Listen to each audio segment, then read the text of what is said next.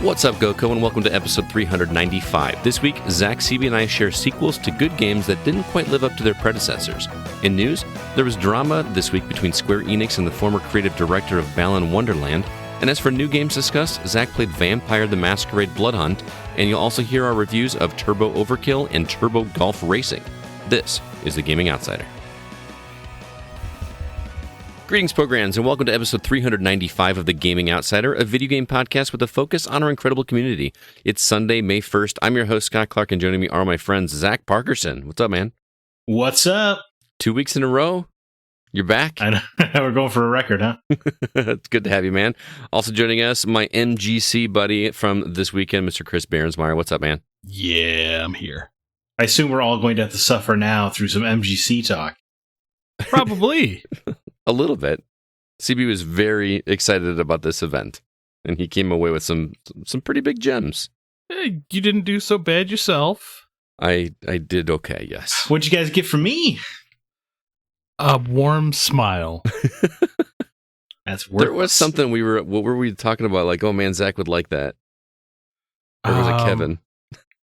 No. Oh, no. I found a Spider-Man Commodore 64 game. Oh yeah. Ah, okay, that'd be But cool. it was like a bifold. Like it had the 5 1/4 disc in it, but it was like drawn like an early Spider-Man comic. That's cool. Was that even actually for sale? I thought that was just what's his name's dad's from his. Oh no, it was personal for collection. Oh, was it? Okay. Everything's for sale, didn't you know? But yeah, we had a good time. Actually, ran into a couple listeners. We saw John Olson. He's a dude that I recognize his face every time I see him, but I can't. I feel so bad because I didn't remember his name until he said it out loud. But John, it was really good to see you. We saw Sean DeBose, who is a collector buddy of ours that remembered me because something he hooked me up with for my collection a while back. That was pretty cool. We saw Stoy and Dan from the EXP cast, and Josh. Oh yeah, we saw Josh first. Actually, I think he walked past us, and then I left you from the floor and went outside to like go get a drink of water or find an ATM or something. And all of a sudden, Stoy, I didn't know it was Stoy, but he put his head down and came towards me and basically hugged me. And I didn't know it was him. It scared the crap out of me because I had no idea who it was because he was so low. It was pretty funny. So it was a good time. I know Brian Regals was there, but he went actually today, so we didn't get a chance to meet up with him in person. But Sadness. Yeah, it was all right. But then the usuals that we see at these kinds of shows: David Page, Chris Larson, Angelo, some of those guys that were at R2V2 as vendors. It was a lot of fun hanging out with those guys. So tell everybody what you got, man. Well, not all of it, obviously, but the ones you're most happy about. I picked up some Super Nintendo games and stuff like that. Mm-hmm. But I did make some.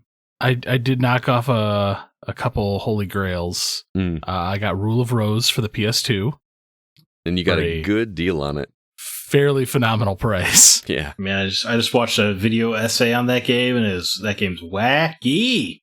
Yeah, play as a girl and her dog. Right, a lot of murder and childhood trauma, and it's a dark game. But yeah, we actually looked it up. It's like currently like it bounces between number 1 and number 2 for like rarest PS2 games. And to think I originally picked it up in a GameStop for like $35. Yep, I know. Are you kicking yourself?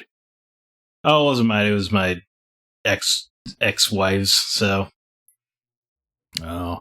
yeah, it was a gift. I think we sold it at some point to make rent or something. So,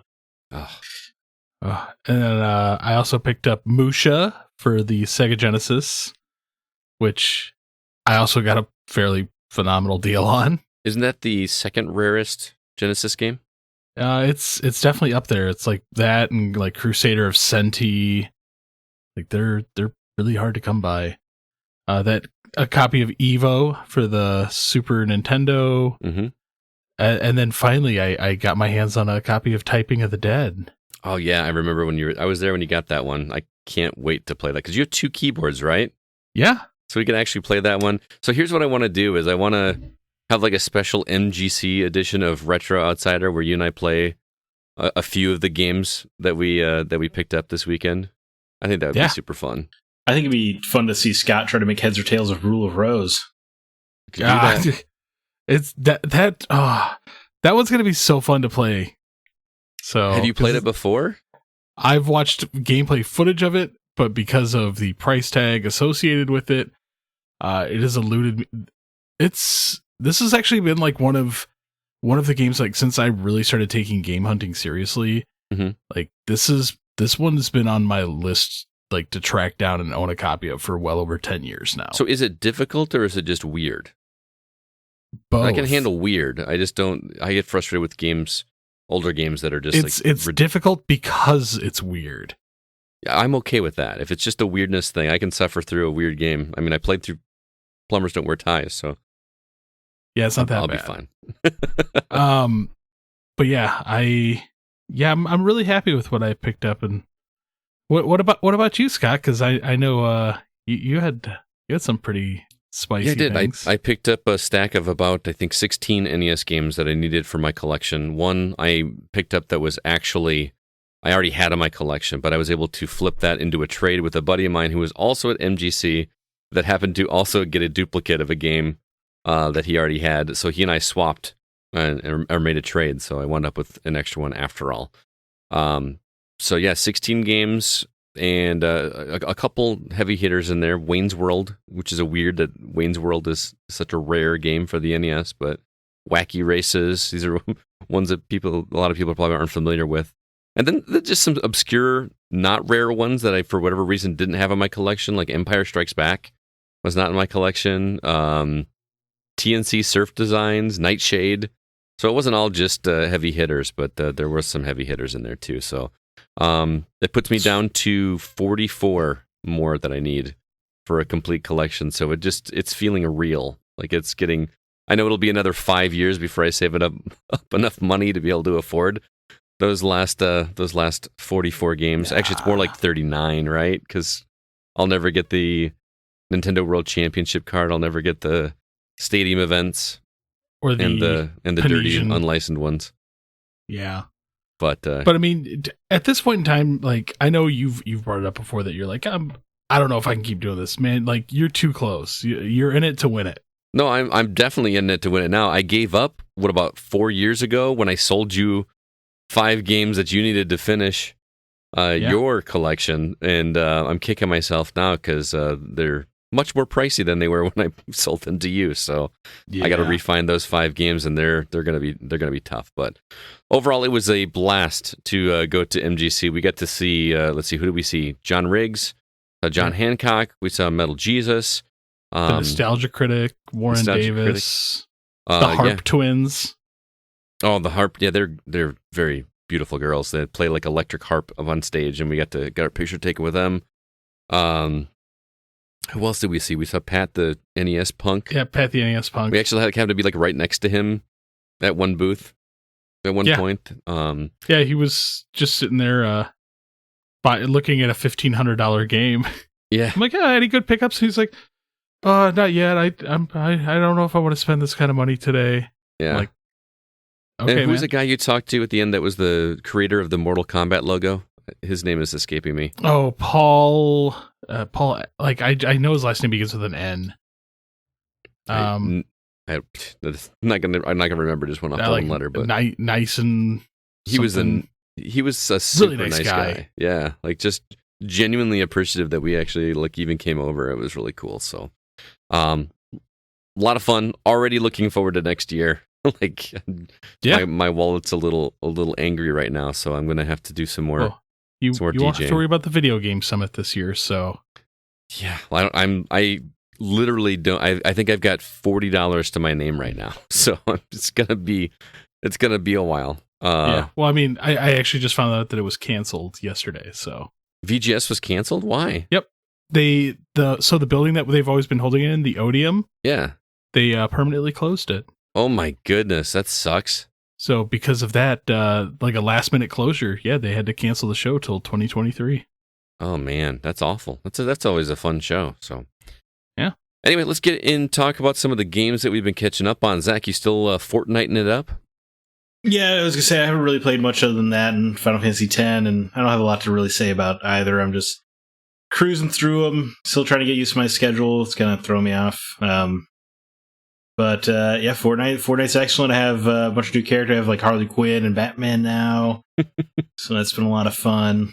It's still so weird to hear that, man. Yeah, well, Batman handling a sniper rifle, it's that's uncommon. Thomas Wayne would be proud. Yes, that's true. But yeah, I don't know. It's a lot of fun. I think Miles is coming soon and some Star Wars characters, but it's it's a really great video game. I don't know what to say. Exclusively no build mode, I assume. Yeah. So only no build modes, only solos. I thought about maybe playing with the team, but I'm just worried people slow me down. You know what I'm saying? I've got a few. I got some emote for winning twice in a row. I felt kind of good about that. Pretty cool. So these are things I didn't even know existed in the game. So yeah, I mean, nor did I. But I feel like a solo victory royale just kind of counts more than a team one. Right. You really have to earn it. You know what I'm saying? I am actually happy that they took the building out because that actually changes the game so much. Oh, you mean it makes it a shooter? It makes it playable, that's for sure. Yeah. Oh, look, you shot at me. I'm going to sit here and build a 16-story building. Look at me go. Yeah, I couldn't stand that at all. And we'll talk more about a different battle royale later, but it made me appreciate the readability of this game is so great. I'll say that. Readability? What do you mean by that? Like the environments are clean. You really you can. It's just like it's a very, I don't know, it operates as a very clean game. It reminds me of like game maps of yesteryear, because I feel like a lot of times stuff can get too busy now in video games. Where they got like crates all over the environment and they got so much environmental detail. It kind of is too much, makes it a little messy. But Fortnite makes sense. Fortnite's just kind of a clean presentation. I guess I'm mostly saying this as a comparison to Vampire the Masquerade, which we'll talk about later, which is not as readable or visible. So, interesting. I'm looking forward to hearing about that. As for me, I finished Blast Brigade, which is a game I talked about last week. That is a sleeper hit of the year for me. I freaking loved that game. I really liked it. And I don't know if I told you, Zach, were you on when I talked about that, or was it the week before? I can't remember. I mean, you certainly texted me about it a bunch. Okay. Well, I mean, it's got some Souls stuff in it where, you die and then you have to make it back to where you died in order to, get your gold and stuff back like that. Instead of campfires, they have hammocks that you stay in.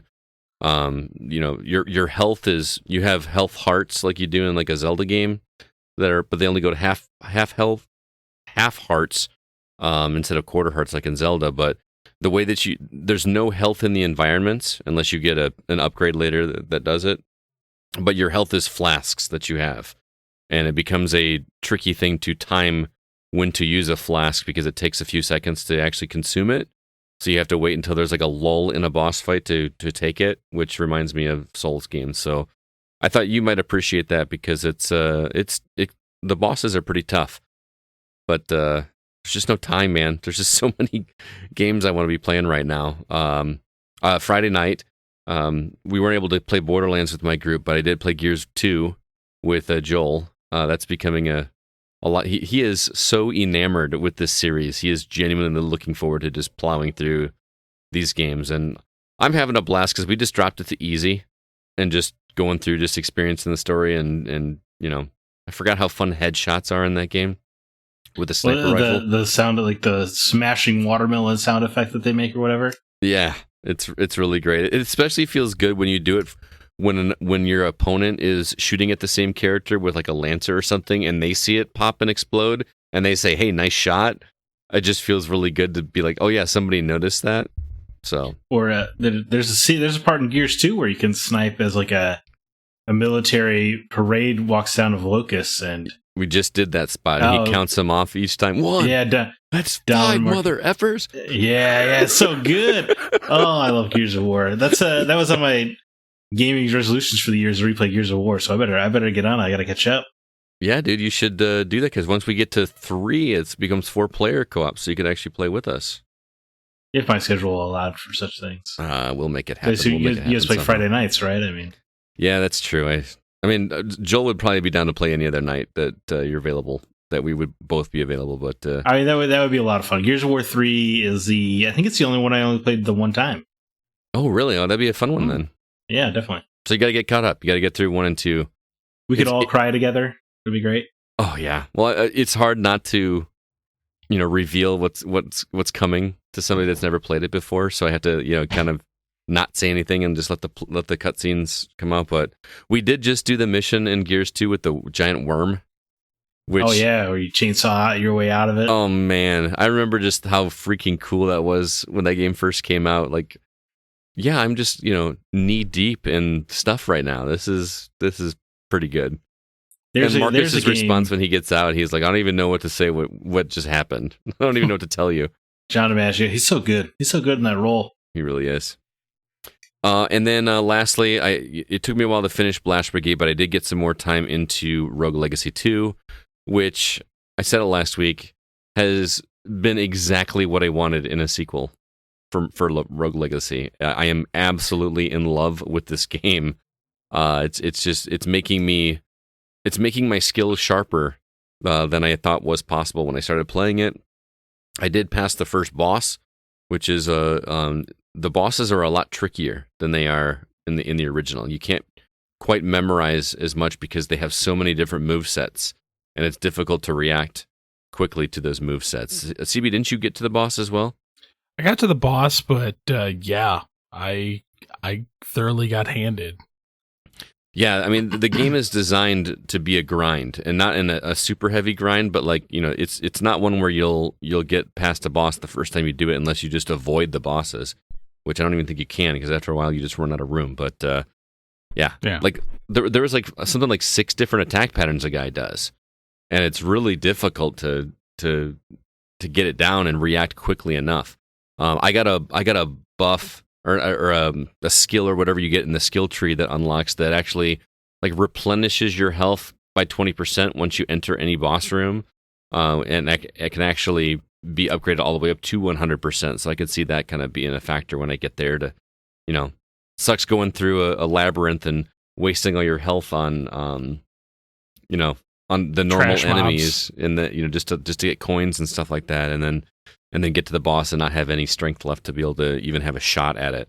One of the heirs that I played as the other day was like pacifist, where the character actually doesn't even have a real weapon. It just has like a peace sign flag or something that but you're not allowed to attack anybody. So you can't attack any enemies. But your gold like increases by 175%. So it's just basically like a gold run. You know what I mean? You just try to avoid enemies and unlock or get as many chests and break obstacles and stuff to be able to get gold. So I had the one where it actually flips everything. I didn't even bother. I didn't even try. I couldn't do it. That I did. Like you kind of get used to it, but man, it hurts my brain. Tough. Yeah, I just immediately retired my character and went to the next heir because I just couldn't do it. Thankfully, now that I've used that, I can actually see when a character has that as their trait, and I can just pick somebody else. But that first time, I was like, nope, not going to happen. Not going to happen. Yeah. But I'm really loving that game. It's the game that I'm torn because I have it on Xbox. It's only on Xbox and PC, actually. I found out that it's not on PlayStation or Switch, but this would be a great game on Switch. I wonder if it's going to come eventually. It will. It's got to, but... So that was our week. Let's go ahead and jump into the week's news.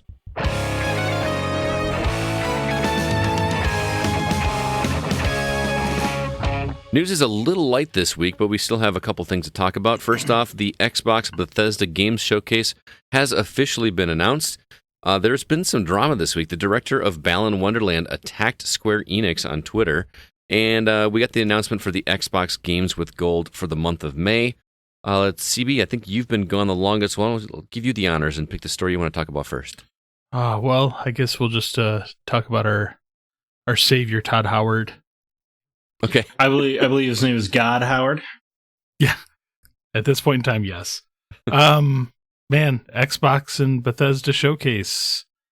It makes me sad because, E3 is essentially dead. Right. At least for this year. Probably yeah, dead. It's dead. Yeah. It really makes me sad because even though technically I was a participant, I will never get a chance to be there in person. But I mean, we all knew this was kind of coming with some of the the state of play from PlayStation and the Nintendo Treehouse stuff. Like The directs. Now Xbox now is going to have their own. Yeah. So, but I'm excited, but I do find it funny that it's the Xbox Bethesda showcase. That's what I was going to say as well. So I found it interesting that it's not just Xbox, but they're saying Xbox and Bethesda, where Bethesda used to have their own press conference, right? Whether it was digital or live or whatever, it was always they had their own. So I wonder if there was something in the deal that said, "Hey, when this thing comes out, it's going to be both names on the playbill or whatever you want to call it." Well, it brings up an interesting point, like going down the road, like next summer, when the acquisition of Activision Blizzard. Yeah, when that gets done, is it going to be the Xbox Bethesda Activision Blizzard showcase? Right. At this point, is that a win because- or is it still an if? Because I keep hearing rumblings that might not happen. With the fact that like Microsoft is committed to the purchase, like I'm still willing to bet that it's going to go through. You have so many people spreading things like, "Oh yeah, it's not going to happen now." Like they're getting sued. I'm pretty sure Microsoft is like, "Yeah, no, we still want to buy. We will buy." Yeah, I think that, I don't know. There's a lot of people who I think don't, probably us included, don't know what the hell they're talking about, but just won't shut up anyway. Right.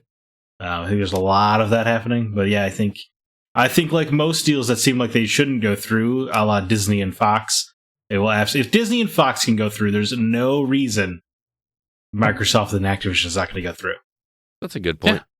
I mean, it's they're not creating a monopoly. Right. Like there are other avenues out there. And they pre-gamed by being like, Call of Duty will remain multi-platform. So the one thing you could have been like, you're disrupting the market with this too much, they went ahead and were like, we're actually not going to. So I think they're pretty safe. Mm-hmm. Yeah. We didn't say the date. Sunday, June 12th at noon Central Standard Time. I assume we'll be seeing a lot of Starfield.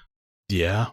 Yeah, I've been hearing early rumblings of that game. The quote I saw was, and again, I don't know how accurate this is, but that it is massive in content, but graphically not quite as good looking as Horizon Forbidden West.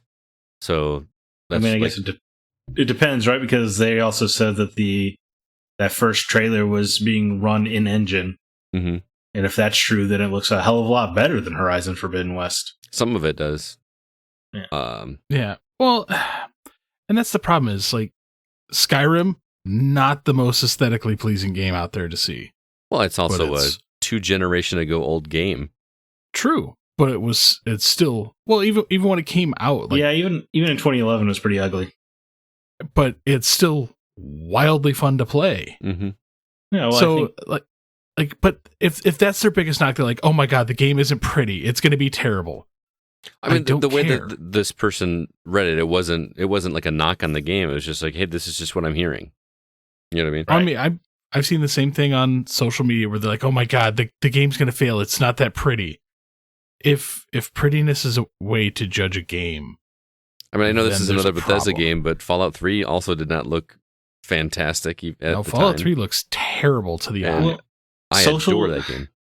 Social media never shuts the hell up about how a game looks. You know, Spider-Man's photo controversy. Oh my god, I forgot about that. But if people actually cared about graphics, the Nintendo Switch would not be the best-selling console in the market right now. That's a really ridiculously good point. Well, I'm just saying, I wish a lot of these people would that are on social media would get over that. Like, we don't care. Nobody cares that God of War used the same boat animation. Nobody. Yeah. I'm not going to remember that animation. No, you're making straw man arguments, right? Like mountains out of molehills. Mm-hmm. Ridiculous. Like it's how does the game play and how is the story? Do you guys think we'll see Indiana Jones? Absolutely. Yeah, I hope so. I didn't know if it was going to be too early or not. No, well, with the fact that it's just Xbox and Bethesda, I'm willing to bet that we're going to see Like, if with them doing their own show, this is going to be their time to just like pull out all the stops and show everything that they've got cooking. Allow me to clarify. Okay, yes, no doubt Indiana Jones will be there. Will we actually see what the game looks like, or it'll just be some kind of cinematic teaser? I'm okay either way, honestly. Yeah, I mean, Because this if is a game that I would like to see gameplay, but Because I'm saying if it's just a CG trailer, then it's just going to tell me the same thing I already knew, that it's Right. an Indiana Jones game. But people will also complain if they don't get the reminder. Like if they just leave Indiana Yeah, Jones I as guess some of you're that, right. then you're gonna have people complain that they didn't. Well, why didn't they mention this? Well, because we didn't have any gameplay ready and we didn't want to bring it up. So I want to see if they go with the Harrison Ford likeness, though. They had a really good impressionist back in the day when they did the Indiana Jones games on Xbox and PS2. I don't know who that guy was, but he was pretty good at sounding like Harrison Ford. Like that's all I want to know is like I want to know which is it going to be the Indiana Jones that we're familiar with, or are there going to be some creative liberties? Oh, you mean like their own take on Indy? F Yeah. that. No way. Get out of here with that dirt. I agree. But that's what makes me nervous. I'm like, is it going to be the Indy we all know and love, or is it going to be something different? Nolan North is going to be the character model actor. Oh man, it's just Uncharted. It's just Camilla Luddington. It's just Lara Croft. Indiana Jones is a girl now. That's their Oh big man, twist. could you imagine the internet would implode? Oh, that would be amazing. I think it would be fun if they actually introduced it. They hired Harrison Ford to come out and introduce it. I don't think he would ever do it because he's so tired of that character, I think. No, he loves Indiana Jones. He loves Indiana Jones. Oh, really? Because I he's saw him tired do of Harrison Ford. He's tired of Han Solo. He said Well, they I could know he pull- was he tired could of that pull because that- somebody asked him about Force Ghosts, and he's like, I don't freaking know. I don't care. Yeah. But I saw him go on stage for an award or something, and they were playing the Indiana Jones theme music, and he was like, he just looked, old and growly, and was like, that damn music follows me everywhere I go. Like, I just think got that the was his impression. idea. I think that was his idea of a joke. Okay, Because that makes me a little bit happier then. He's definitely said like they can pull that hat out of my cold dead hands before another actor gets to play him, Ooh, sort of thing. Like he's very attached, or like he only came back to Star Wars 7 on the condition that they paid him $40 million, and also they made that Disney would make an Indiana Jones 5. oh, I didn't know that. Yeah, Which, are they filming that right now? By the way, I think it's yeah. Is it done? I can't remember. I think I don't know if it was because I know there was a delay in production because of an because he injury. hurt himself because he's 77 or whatever. Yeah, well, didn't the last one? Didn't he crash a plane or something? No, he did Indy 4? He did that on his off time. Right, yeah, but it wasn't on set. But I was like, Oh, they had no. a delay because he crashed a plane. Crashed on his golf course and walked away from the wreckage. That guy's awesome. So good. Anyway, But yeah, if they could get Harrison Ford, that would be a Keanu Reeves comes out for Cyberpunk level moment. I feel that's like. what I'm saying. Yeah, yeah. that would be pretty cool. What do you think they need to do with this show? In terms of because arguments could be made for Sony still winning the generation because we're technically still in the same generation. Didn't the Xbox Series S outsell a PS5 again last month? I don't know. Yeah. I don't really. Yeah, haven't been I paying think attention it's to 2 months in a sales row where the Series S has outsold the PS5 and the Xbox X. That could just be availability, though. I feel like it's still impossible to find a PS5. Right, but they're selling all they can make of every console right now. That's true. That's true. I think part of it, it's a $300 price tag. Oh, you mean for the Series S? Right. Well, the $300 price tag with the fact that you have Game Pass. That's what I'm saying. Yeah, it's like Yeah. I've said before, if I had a kid, I would just get him a Series S and Game Pass and Call it shut a day. them the hell up. Yeah. Yeah, Good. But Call. I think there's going to be some other surprises at that show. Well, there has to be, right? Because that's been the argument that Xbox, has this awesome console, Stable. but they haven't really been shown any games. This is the time, guys. And I think we said this last year, and there were some cool stuff there, but this is the time to really show off what that thing can do, and work on overcoming. This is when you roll out, we're making this game, because they're going to like one game a quarter, that was their thing. Yeah, Be like, boom, this game, Contraband coming Q1, Hellblade 2 coming Q2. Like, if they could do that, that would be yeah, pretty just like a baller. little roadmap or a timeline. Yeah, of, like an MCU roadmap. yeah, that would be. Give me And That put Wolfenstein another- 3 on that roadmap somewhere. I'm willing to bet though, like there's gonna be some weird surprise announcement, like either A, they're buying something else, or I can't take it, man. I'll hang myself with an Xbox controller cord. like we bought more, Can't do it. or Doesn't seem they're like gonna give us another 15 seconds of the Elder Scrolls 6 logo. No, there's just like 3 more seconds after the exact same trailer they showed us at E3 3 years ago. So it's the same thing, just with an extra 3 seconds at the end of it. Right, just says Hammerfall because it's where it takes place or whatever. Right. Yeah. Anyway, I think that they definitely need to, like Zach said, show a calendar of games, have something like a roadmap that shows this is when things are happening, and they need to have some things coming out like right away. And by right away, I mean like within 3 months of the showcase. You know, like that comes out. They need something out by the time God of War Ragnarok comes out, right? Like Mhm. they're Maybe starting a to look. surprise launch. They're starting to look a little foolish out there, A little bit. and especially with the Halos rolling out of this weird snail space. Yeah, people are pretty upset about that. But Yeah, I was happy I with my know. campaign experience. That's all I wanted, so I was good. And I had fun with the multiplayer while it was there. But it's weird. You're only adding new stuff to your Halo game like every 6 months in Mhm. this world. A game called Halo Infinite. And you don't even have co-op or Forge yet. Right. Which is a thing we all said we would go back and do after they made it available. I feel like it's too late now. Which is frustrating because Forge would have been your free content machine. You would have the players just making maps, right? Like that seems like a no-brainer. Yep.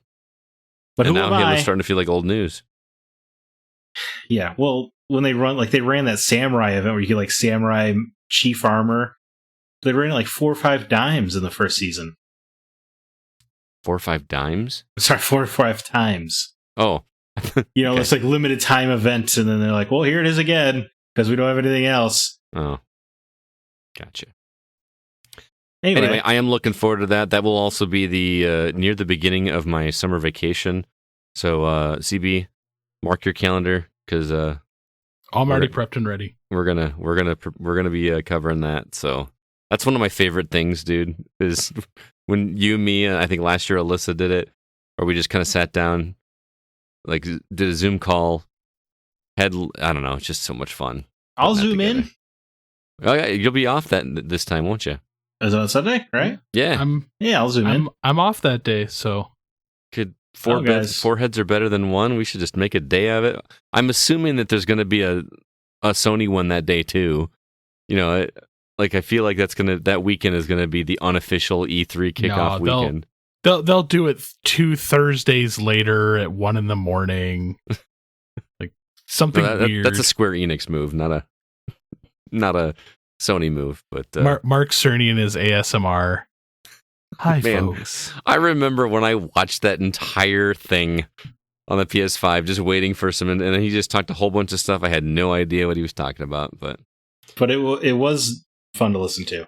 yeah, I don't know why, but it was fun to listen to. Very soothing. Anyway, Zach, either of these other stories interest you?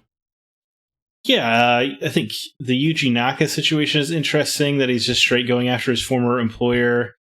I know they had like some kind of weird deal with him where they really wanted to make a game for him. He's like, well, I want to make a 3D platformer. And Square Enix is like, we're not really in the business of 3D platformers. And he was like, well, I want to do it anyway, man. And they're like, okay, well, you get one shot at a 3D platformer then. And then we got Balan Wonderworld. Wonderworld, by the way, not Wonderland. Oh, my bad. It sounds like it should be Wonderland, but it's Wonderworld. Because, you know, Square Enix can't name a damn game to save their lives. I feel like that's like a total Mandela effect for me right now. Like in my head, I thought that was Balan Wonderland. It was the same for me. I read it and I was like, Balan Wonderland. Yes. Well, I said if I it didn't- wrong in the intro as well. If I wasn't looking at it right here on my shelf, You're Balan right. Wonderworld. Oh, you own it? Oh, yeah. Have you played it? No. I bought it on Amazon like a month or two ago for $5. Oh, wow. Brand new, sealed. So I don't think Balan Wonderworld's doing too hot. And I don't know why. I don't know enough about it to know why it's so poor. But I mean, other than what I read about this story. I mean, the demo was one of the most boring, lifeless games I've ever played. Oh, really? But I had to own it just out of morbid curiosity for it. But it has one button. What? There's one. Every button does the same action. I mean, it's a platformer, so what else can you do besides jump? So you run your character into costumes, and every costume has an ability. And I think the only buttons that do anything else is right and left bumper, which lets you scroll through your costumes. But left trigger, right trigger, every face button, they all do just the one action that the costume has. That's actually kind of interesting. I don't hate No, it's that not. idea. No, it's not interesting at all. It's like a minimalist approach to. Yeah, I guess I could see where you're going to. If you take a hit, you lose your costume. So if you lose a costume you need for the map, you just have to restart the level. Oh. So that's a good touch. There are these weird QTE missions where the Balan character fights somebody in like a weird Dragon Ball Z thing. It's a QTE, but it's the same exact QTE every time you go to it. Oh. There's 2 of them in the demo. It's the exact same animations, the exact same button sequence. And so I had to look it up online, and sure enough, all of them in the game are the exact same animation, the exact same button sequence. Wow. That's disappointing. It's a really bad game. And there's weird things like, so you have like a spring character that like springs you into the air, but you can't actually hop the fence with this character, you know? Because it makes sense. Yeah, so it's just, it's terrible. Not a good game. Anyway. He put Square Enix on blast, right? Saying that he was fired 6 months before the game came out because A, he insisted that the game score was used in a trailer instead of a piano cover of the score, and B, he challenged a bug-laden build that was submitted by the developer Arzest. And I don't know. Yuji Naka hasn't really put out a great game in a while. Mm-hmm. I think the last game, I mean, he produced a bunch of games like Billy Hatcher and a lot of Sonic games, obviously. But I think the last game he actually was hands-on directing was Choo Choo Rocket. Wow, that was like a Dreamcast game? I think it was, 99. That was Dreamcast. Man, Billy Hatcher, I haven't heard that in a minute. Billy Hatcher and the Giant Egg. You can, I'm not saying he didn't get fired for these reasons, but I'm not saying Square Enix didn't have cause to fire this guy either. Because there's pretty public stuff out there where the producer on the game was like, we were begging him to please, like, just make a jump button in the platformer. Like, it's a platformer. People are going to expect a jump button. And him just hands down, be like, no, absolutely not. It's a one-button game. I mean, yeah, I get the frustration, but he had a vision. I guess. You know, I mean, if other, developers had balked under that kind of pressure, we may not have gotten some amazing games out there. Yeah, but this wasn't it. I understand. This is not, did not turn out to be. But also, if he was fired 6 months before it was released, why didn't they go add their jump button then after that? 6 months today, that ain't nothing in modern game development, man. That was probably enough to get rid of those bugs and get it out the door. Maybe. But then delay change up it. the buttons on the QTEs. Yeah. Yeah, I'm not against the delaying it option, but I'm sure Square Enix probably just want to get done with it. Be done with it. I think it was just a poor match. You had a publisher who wanted to work with this developer. The developer, wanted the money from the publisher. They couldn't agree on even the genre until, and they made a compromise, and then the genre he fought so hard to make a game within, he didn't even seem to understand. Yeah, that's too bad. But what a weird story. That's all. It's a weird story. It is a weird story, and Square Enix has yet to comment, so I guess we'll have to wait and see. I think what's interesting is, like, he's been in, court or whatever for several months and wasn't allowed to do anything, and then just now that it's over, he finally, went on Twitter, and that was his platform to do that, and now everybody's talking about it. So it seems like a situation where we'll never know the full story because, we're consumers and we're not, in the industry, and we weren't there. So until Jason Schreier makes his next book. Yeah, right. Probably. So well, that dude's saying some utter nonsense about the Activision deal anyway. But anyway, that was an aside. Mm-hmm. I don't know, because Square Enix puts out some pretty weird games that are pretty big swings. So I feel like they would be the right developer for a game like this. It just sounds like they couldn't get along. It's too bad. Yeah. Last thing to mention, Xbox games with gold for May. Yoku's Island Express on May 1st, which is as of today, as of this recording. Hydro Thunder Hurricane, we get May 1st through May 15th. The Inner World, The Last Wind Monk on May 16th, and Viva Pinata Party Animals on May 16th through May 31st. Yoku's Island Express, I cannot recommend enough. My review is out there if you want to read it. But if you like pinball and you like Metroidvanias or gear-gated games or either one of those two things, you have no excuse not to try this game. It is charming and delightful. Plus, we're in one of the trailers for the game, which is kind of fun. So, no bias there. No, I was a huge fan of the game before that trailer came out. But I know. I think people understand that. Yeah, and Hydro Thunder Hurricane is actually pretty fun too. It's just like the arcade game. Totally have love we, that. And then, the PlayStation Plus games for May. Do you have those here? I don't. I thought we talked about them already. Did I miss it? Oh, it's possible. No, we possibly did. Maybe I didn't put them on there because I thought I did. But what are they again? FIFA 22, Tribes of Midgard, and Curse of the Dead Gods. Okay, you know what? I think I talked about it with somebody on Discord, and in my head I did it on the show, so that's my bad. But FIFA seems like a huge get for PlayStation Plus. Yeah, especially FIFA 22, right? I mean, that's a pretty recent one. Is that for the European market as well, or are they like making it free for Americans that don't like it nearly as much as Europe?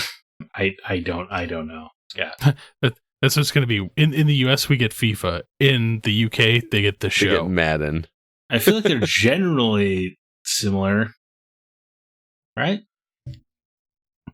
Yeah, usually. But I still think that would be a funny troll. No, yeah, absolutely. All right, let's go ahead. It's weird that both of the other ones are like isometric action roguelike games, but kind of weird to double dip on this almost the exact same kind of game. Mm-hmm. I mean, I wonder how many of us actually play these games. Oh, anyway. Never. Like, yeah. I mean, I've already played Thunder Yoku. Hurricane. Huh?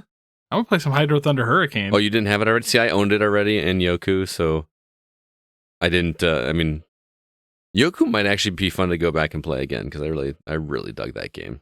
Just to put the smile on your face. It's funny because it's like a mental effect where if they took them away, though, I would be livid. Yeah, it's weird. But I don't actually use that part of my subscription. I don't think ever. I don't even download them anymore. I used to religiously go in and download them to make sure that I had them in my library in case I ever wanted them, and I just haven't. That's how lazy I am. I'm too lazy to go in and download the free games that the service is giving me. Yeah. Well, want to remind everybody very quickly before we move on about our Patreon page where you can contribute some funds to help us pay for the show if you'd like. And we thank you with that for that by giving you some bonus episodes as well. At the $3 tier, you get one bonus episode. At the $5 tier, you get 2 bonus episodes. And even at the $1 tier, you still get the regular episodes a day early. And it really does help us out. CB, what's out now for people to check out? Well, our Desert Island games from YouTuber Snugboy is coming. It's out. I believe it's going to be out. Oh, it is out? Right. It's the last guy. Yeah, it's that one we're making free to everybody. So okay. that way Snugboy's, listeners, subscribers, they're free to listen to that one as well. Okay.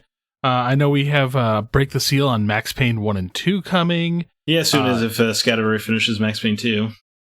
I know. Sometimes you just gotta get to it. And then we've also got our Sonic 2 movie spoiler cast with a little bit of legacy love thrown in there. So we just we just got that one done today. So it'll be coming out soon for you to listen. Kevin knows his Sonic, that's for sure. Yes, he does. I've heard. I've seen his collection, and that's all he talks about whenever I see him, especially when he's got a couple beers in him. Respect, am I right? Man. Yeah, you're not wrong. I mean, well, if you'd like to hear those episodes or maybe some other ones, because again, signing up gets you access to our entire back catalog. Head over to patreon.com/thegocast, and we really do appreciate the help. Again, we don't keep any money for ourselves. If we pick up a game, we purchase it and then play it, and then turn on it and give it to somebody else in the community. So check it out if you get an opportunity. With that, let's go ahead and jump into the new games we've been playing.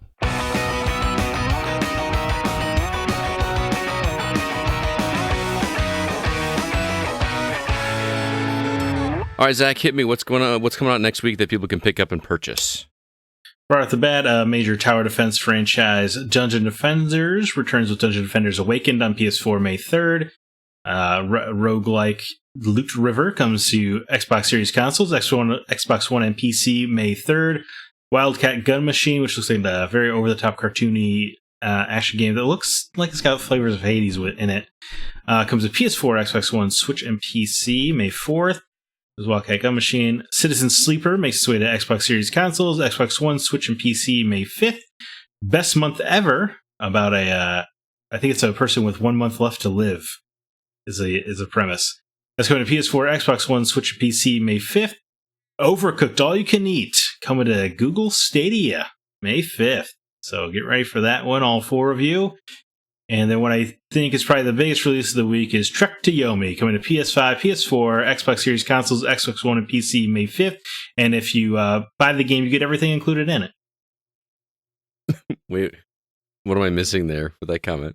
Oh, because when Sonic Origins put out their pre-order chart, and Devolver Digital was like... Devolver Digital game. When you pre-order Trek to Yomi, you get everything. I wasn't making the connection that was that game, so yeah. That game actually does look pretty interesting. It's awesome. It reminded me of like Sifu, but only 2D, kind of. Okay, I don't really see the comparison personally, but no. Okay, well, I didn't play it. I didn't play Sifu, so I mean, I guess it looks like an intense action game, right? I like that it's in black and white, and I don't know. I think it looks cool. It's supposed to be like 12-15 hours long. Perfect. Give me more of those. Seems a little long for a side scroller, but yeah, I'll take it. I don't know, man. I just spent 18 hours in Blast Brigade. Fair enough. Well, I am 90% certain that I'm remembering correctly that Trek to Yomi's on Game Pass. Oh, okay. On launch. So yeah, nice. Pick it up. Yeah, nothing too much here for me. I'm gonna stick with Rogue Legacy because that game has its claws in me for sure. I'm just gonna stick with that. I'm probably going to play Trek to Yomi. Yeah, I think if I'm remembering that it is on Game Pass, I might actually play it there, even though it's a Japanese game, Japanese-inspired game, so it feels wrong to not play on PlayStation. In my brain, I think I might check it out there. Sounds good. Well, Zach, you've been playing, I assume this was on PS5. I don't know if I asked you. You playing on Vampire the Masquerade Blood Hunt on PS5? Yeah, it's only on PS5 and PC right now. Oh, okay. There we go. So this is I remember when this game was dropped with a trailer, and I got really excited when they started talking about this, and then they're like, free to play battle royale game, and I was like, oh well, it was fun while it lasted, but you're on kind of like that's just me talking. That's not like I haven't played the game, but you're on a kind of a vampire kick lately. So is this one working for you? Well, I was super excited about it because, yes, I have been on a big vampire kick the past, I don't know, like year now, ever since I started watching Buffy. And so, yeah, I was pretty pumped about this. I generally like Battle Royale games, even before Fortnite. I played a lot of Apex Legends and stuff, and maybe played that Final Fantasy VII Battle Royale on my phone for a while. So, yeah, I'm not opposed to the genre, like I feel is a pretty common stance these days. Okay. Now, I will say, so when you boot it up, it's very story heavy, which I found interesting. They really go into the lore of the vampires in this weird like lobby area before you load into a match, where you like explore this giant vampire mansion and talk to your vampire pals. All right, it was kind of cool set dressing, and then I booted up into a match and got it's fully crossplay. You're gonna want to turn that off right. You're gonna want to turn that off right away. Playing against PC players that mouse and keyboard it, which is normally fine because you have aim assist on a console, but this game does not at launch have aim assist. Ooh, okay. Oh. Which is as your size and groans indicate is very unusual for a console shooter. Mm-hmm. And I think has something to do with the fact that all the menus are cursor based and the text is super tiny. I think this game is designed with PC in mind and happens to also be on PS5. Oh, Okay. Like the text, guys, is the smallest text I've ever seen in a video game. Period. And you can't change it. No, of course not. That has to get patched in later to every game. Yeah, why don't they just do it up front? I don't. Be easier, guys. You would think it's the fact that every game has to patch it. You think you would understand, like, oh boy, we really should think about this. Mm-hmm. But it is so tiny. I had to get up off the couch and like go look at it. And I'm wearing glasses. Important stuff that you have to read, or are you talking about like dialogue or what's going on? I mean, it's for when you're starting out and you don't know what the stuff does. I would say it's pretty important. Yeah. And during the tutorial when they're trying to explain how the map and stuff works to you, it is excruciating. Okay. Anyway, I just had to mention that because the lack of aim assist and the text thing is just so bizarre. Mm-hmm. These are mistakes. Get good, man. Yeah, you're right. I'm sure that's what the developers think. If the developers listening right now, that's exactly what they're thinking. But I turned off crossplay and it became actually quite a bit more fun. All of the queues to get into a match are 4 or 5 minutes long, which is insane. Especially like because it's one thing when you're exploring the little mansion area, you know, but when you die in a match and you're ready up for another one, and you just have to like stare at a black screen for 5 minutes, not very thrilling. I agree. And then now I'm just kind of nitpicky, but then even to go back to the lobby, you have to wait 60 seconds. Why? Beats me. Makes no sense. So it really sounds like a server side issue. Yeah, it's weird, and I guess I didn't look up how many enemies are supposed to be in a match, but I don't think I've had a match with like over 50 people in it.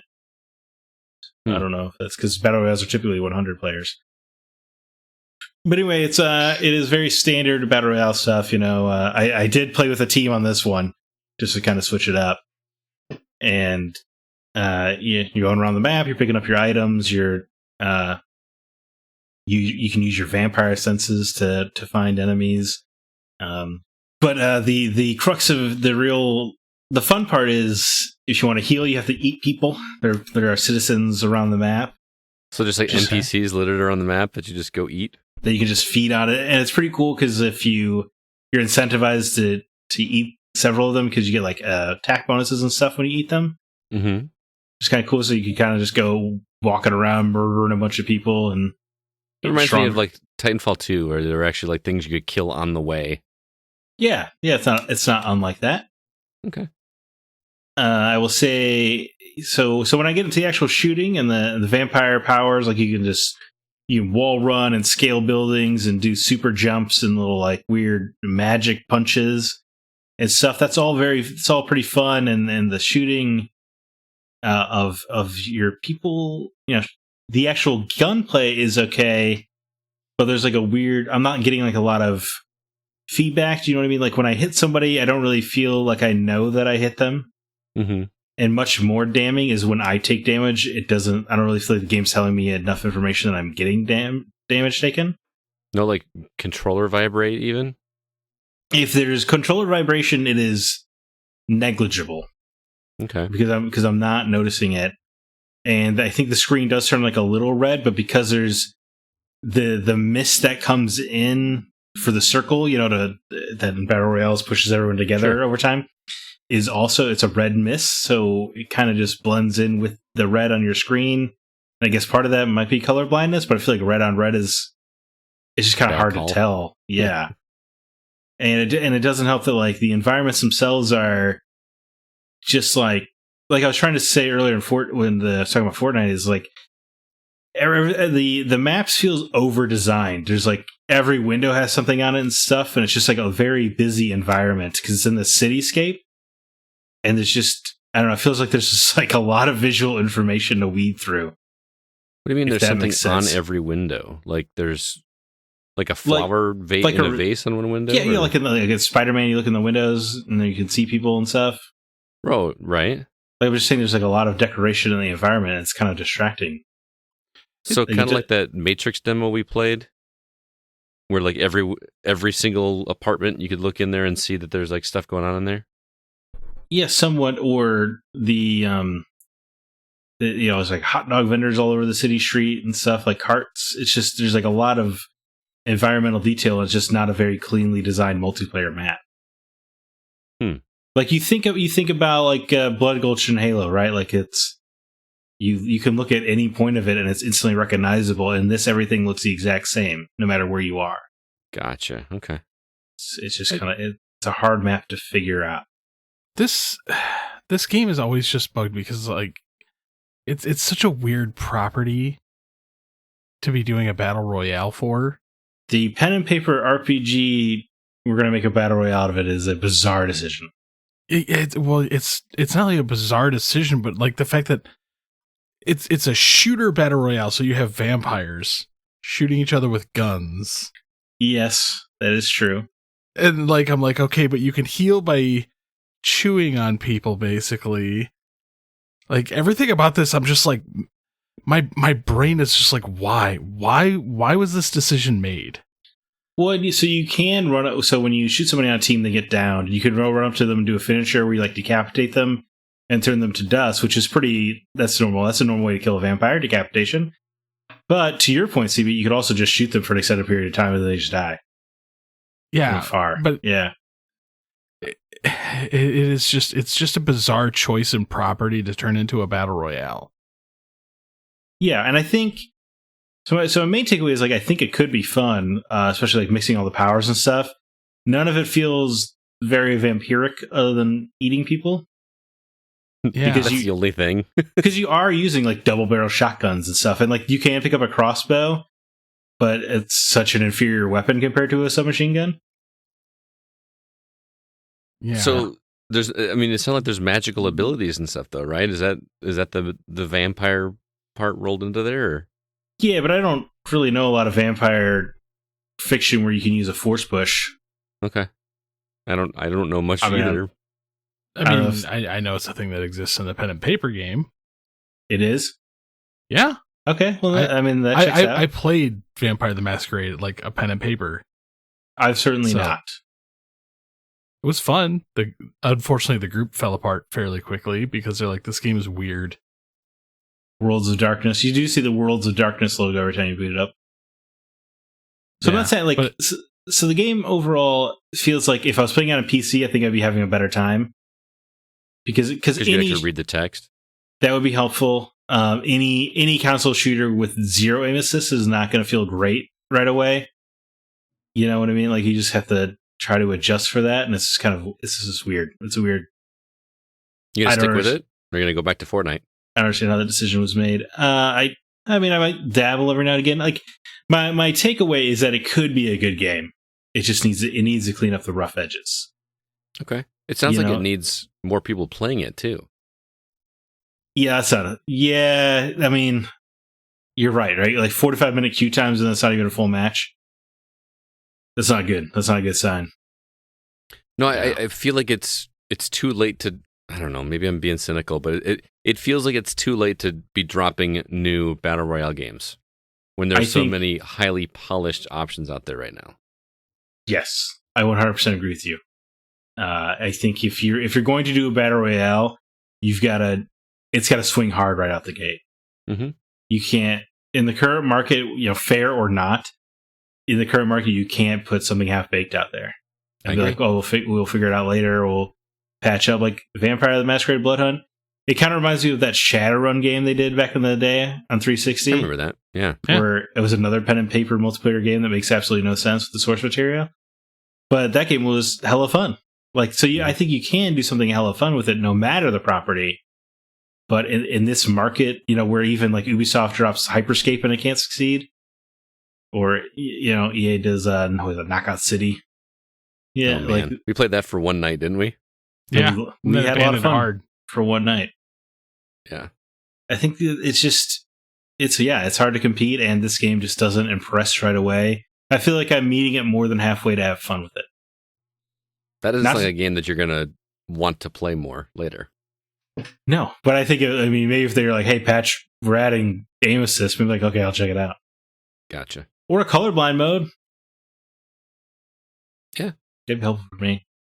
Just don't make don't give them green blood or something, because then you'd be really screwed, right? It's just all look honestly, the same. change the mist to any color but red. That's such a weird choice. Yeah, and I feel like I don't know, because the circle's blue in Fortnite, maybe. So they were making it red here. Make it purple, green. Thanks. Yeah, green wouldn't help you though. What is Zach? Aren't you a red and green? Correct. So it would look all the same to him anyway. Yeah. Fine. Yellow. Yellow mist. Stay away from the P. Oh boy. Yeah.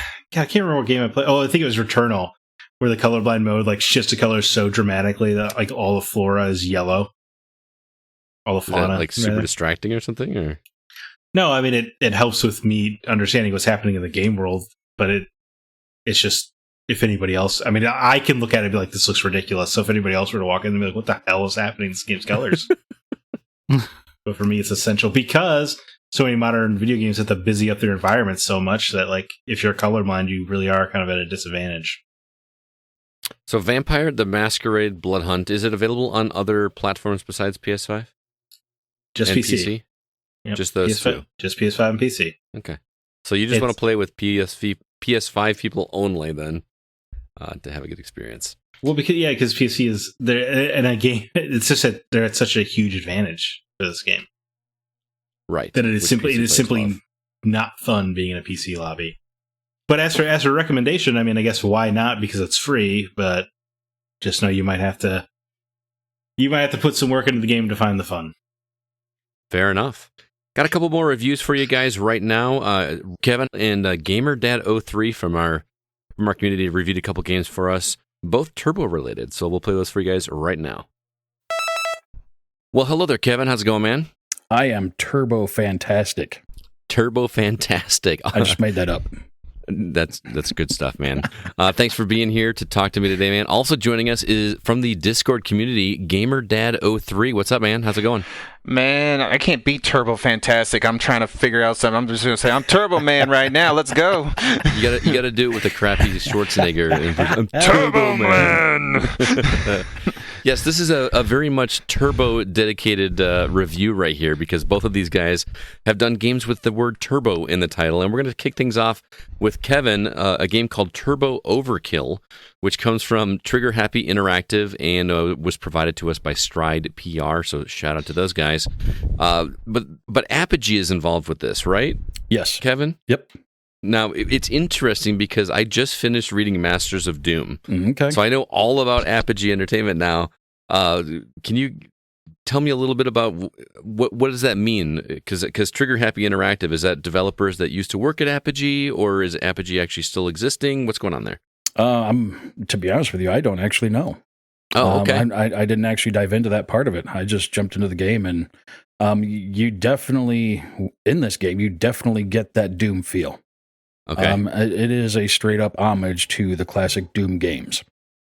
It looks like it, but it just looks like incredibly fast paced, gory, but it's got a mixture of new and old. From the trailer. Yeah, exactly. A lot of the environment is, I mean, they're not groundbreaking graphics, but it's modernized. It's set in a cyberpunk universe. Okay. And to be honest with you, that's not a big thing I've ever really been a fan of. But this game and the neon lighting and the effects that they have really, I mean, it really hits it home. I mean, they hit a home run with the design of this cyberpunk theme. And it is super fast. That can make it a little difficult sometimes, but once you kind of figure it out, there's a lot of timing involved. It is such a blast just running across the screen. Your character has a chainsaw leg. Okay. He has the leg is a leg. And when you slide, he pulls this chainsaw comes out of his leg and you knee slide into your enemies. So that's amazing. So the opposite of Evil Dead, basically. Yeah. Right. But it, and there are different perks you can unlock that go along with that to make that play even more fun. But it's lightning fast. They take a little bit from all kinds of first person games that have been around for a little while now. Like there's a bit of a Borderlands flair where you'll run into merchants where you can buy ammo, buy different weapon upgrades and weapons. I think that those are set. I don't think they're randomized like they are in Borderlands. Mm-hmm. but you can purchase bonus abilities, so to speak. So you can augment your body with these chips, and they do different things. Each of them costs a different amount of money. Some of them you'll find at one vendor, you won't find them at another one.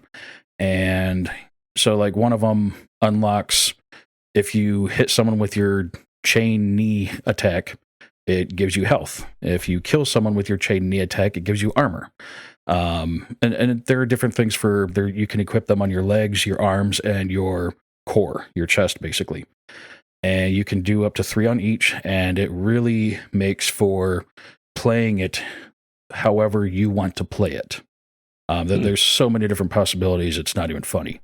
As far as the enemies go, it's very, very Doom-esque. There's all kinds of weird monsters, bad guys, I guess. I won't call them monsters, because a lot of it is like artificial intelligence.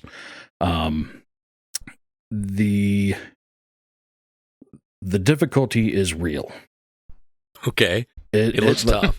Yeah, like I put it on the easiest difficulty, and I am struggling. Like once you get it kind of figured out, like I said, there's a lot of timing involved, and using your abilities at the right time.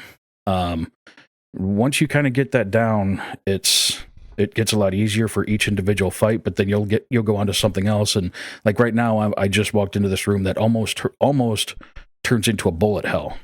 Because there's just so many things shooting at you, and they change up their attacks at different times. It's quite genius, honestly. Is it like pattern recognition, or are you having to respond on the fly? No, you're definitely responding on the fly, but you kind of learn what their abilities are and when they like they normally switch them up at a certain time, not always. But you're dancing around the room, bouncing off of walls. There is some like wall running and wall jumping involved. That's what I was curious about when I saw the trailer. I was wondering how the flow of movement was with it. Yeah, the movement is actually really smooth. And one of the things they do is the faster you're going, they really use gameplay influence to make you almost use that chainsaw knee. Because there's lots of different things set up to where, and these aren't abilities you choose, they're just set in the game where, like, the faster you're going when you use that, the more damage you do. Nice. And things like that. And if you fall, like the higher you fall down on someone using it, the more damage you do, and the more of an area of effect almost it has. That's clever. Yeah, there are lots of different kinds of enemies. Some that fly that you can only kill from the top, which makes for a really interesting dynamic, kind of bouncing around in the sky, so to speak, shooting down at things. It's a blast. It has all the old classic Doom games had secrets. This has the exact same thing. I mean, it really feels like you're playing an old Doom game that's going lightning fast with somewhat modernized gameplay. Now, are the level designed similar to Doom as well, where it's corridor to corridor, or is this like a time trial type thing? I couldn't tell from the trailer. No, it is corridor-esque. There are very few open environments. A lot of it is corridor. It is a lot more vertical because of the jumping abilities and the wall climbing or wall running abilities, which really makes for some really fun gameplay. Like there's a spot where you have to wall run one way, and then you have to turn around on the same wall and wall run back to jump up to another spot to wall run some more, and basically climb your way up this level, all the while you're getting shot at. Wow! I mean, 3D, it's 3D platforming with dodge mechanics. Yeah, it's and once I got like doing it, it was a little bit frustrating, but once I got done, I was like, oh my god, that was amazing. It really was a euphoric feeling going through it. How high is the gore factor? You can turn the gore on low. That is a setting. I chose not to do so, and it's just like the old Doom games. I mean, in the old Doom games, you take a chainsaw to someone, and they sit there and scream as they're getting cut up, and this does the same thing. So do you think that someone that didn't play the originals, I mean, I have nostalgia for them just for the little I played, but I didn't really ever finish them when I was a kid. Someone new like me be able to jump in and get that modern Doom experience?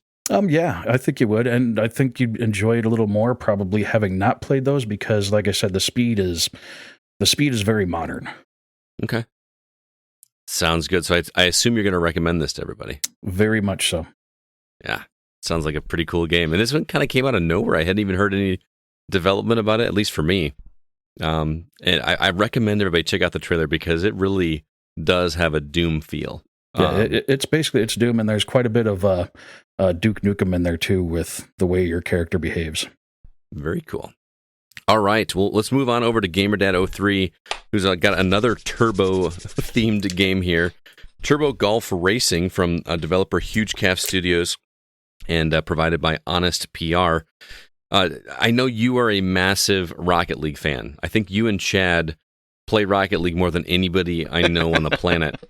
So when we got a copy of this game, you just seemed like the logical place to go for this, being a PC gamer and a lover of Rocket League. So you want to kind of describe to people how this game works, because I don't understand how I understand the mechanic of hitting a golf ball towards a hole with a Rocket League type car, but that's about as far as my knowledge goes of this. So you got a good gist right there, Scott. Truthfully, it is Rocket League with a golf ball.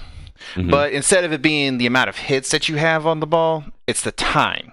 And the quicker that you get it to the hole, the more star ratings that you'll get for it. So I'm going to be terrible at this game. Got it. Okay. Oh, I am too. I already, and I will tell you the controls are customizable.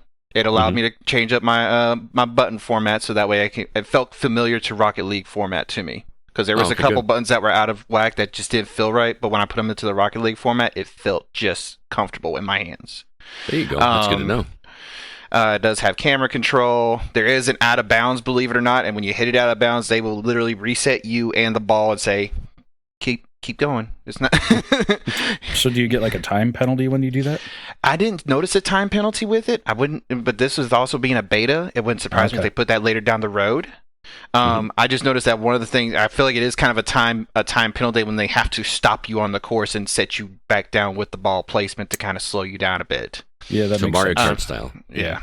I also felt like, and another game I compared it to when you brought up Mario Kart, remember the latest Nintendo game that came out, Mario Golf Super Rush? You know how you're having to race people to beat it to the hole and stuff like that?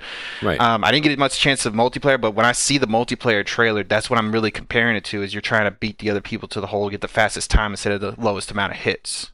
Okay, so there is multiple golf balls. Yes. It's not like one that everybody's fighting over like they are in Rocket League.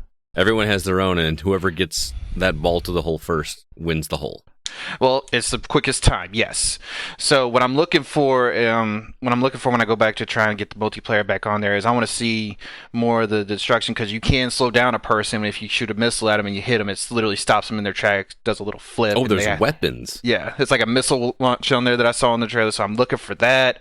I'm looking for a lot of stuff on this game. There's actually some abilities on there that I get a chance to try out. I just wish I would have had more time with the multiplayer, because I love the beta so much. I really did enjoy it. I want to play more of this. They will have customizable cars. They will have customizable balls with it as well too, so you're not always hitting the same ball throughout the whole course. So I'm excited to see where this game goes. Even Do you feel like this is the next natural progression for Rocket League? Or I know it's not the same developer or anything like that, but are you happy to see a game go in this direction, or do you just want to stick with soccer or football? I actually like this, and I can see me and a couple of my friends maybe doing like a party night with this every now and then and stuff like that. Rocket League's going to be always on that high pedestal. It's going to be hard to topple that giant. I will tell you that straightforward. But I am encouraging this developer. I want to see where they go. I want to see what seasons they have with it, what courses they add. They had, I think, 3 or 4 different courses available, up to 4 different courses per thing. So about a total of 16 courses, 12 to 16 courses. And it was amazing the way that they were designed. They weren't just hit the ball straight and see how far it goes and just run straight at it. There was actually curves. You had to go around stuff. You had obstacles with it. If you hit a tree or if you landed in the rough or the sand, it could stop right there on point. It's not going to just continue rolling for you. The next thing that I loved about it that I found unique is if you hit it towards a hoop, there's like these little glowing hoops up there. If you hit it towards a hoop, it sends the ball flying. and if you hit Oh. it towards the hoop that's like heading towards the hole, if you get it just right and hit it towards the hole, it literally flies it towards the hole and it could go right in for you. Oh, nice. So you got a little bit of strategy going in there too, instead of just being fast and frenetic. Mm-hmm. So there is a boost limit on there. You can pick up boosts around the map. There is handbrake. One thing I've also noticed that I try to do is Rocket Leaguers, we try to fly. We want to fly in the air. Mhm. This one has the ability to jump, but instead of flying, you can glide. So you're not going to be able to just fly upwards as far as what I could see.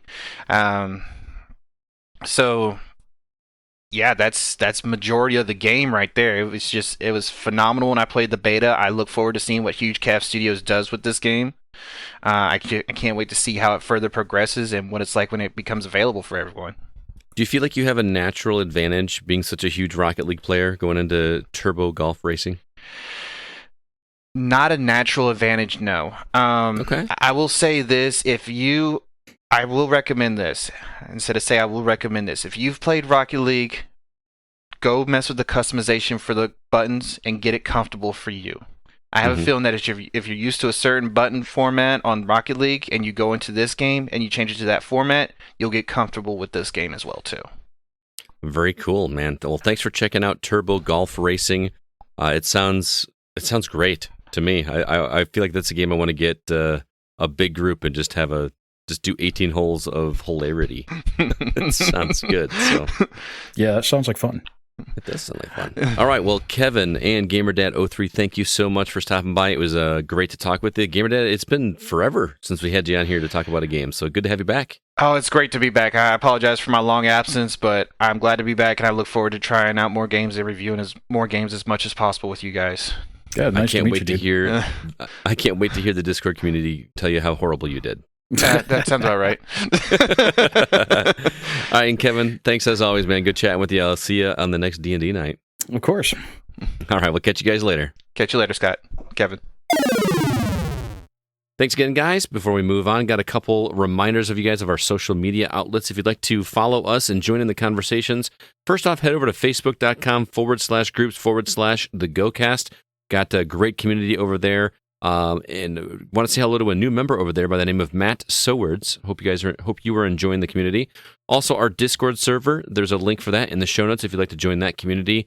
Maybe meet up with some gamers and play some games online together. Also, our website is thegamingoutsider.com. You can find all our episodes and all of our written content, including Sean Coates' review for Agent Intercept. If you are interested in Spy Hunter or have fun memories of Spy Hunter, you may want to check that one out. Alyssa's review of Cat Cafe Manager, and Jacob's review of Tales from the Loop, a board game from Europe that we reviewed, played a couple months ago. So check out all that again at thegamingoutsider.com. And now we'll jump into the week's topic.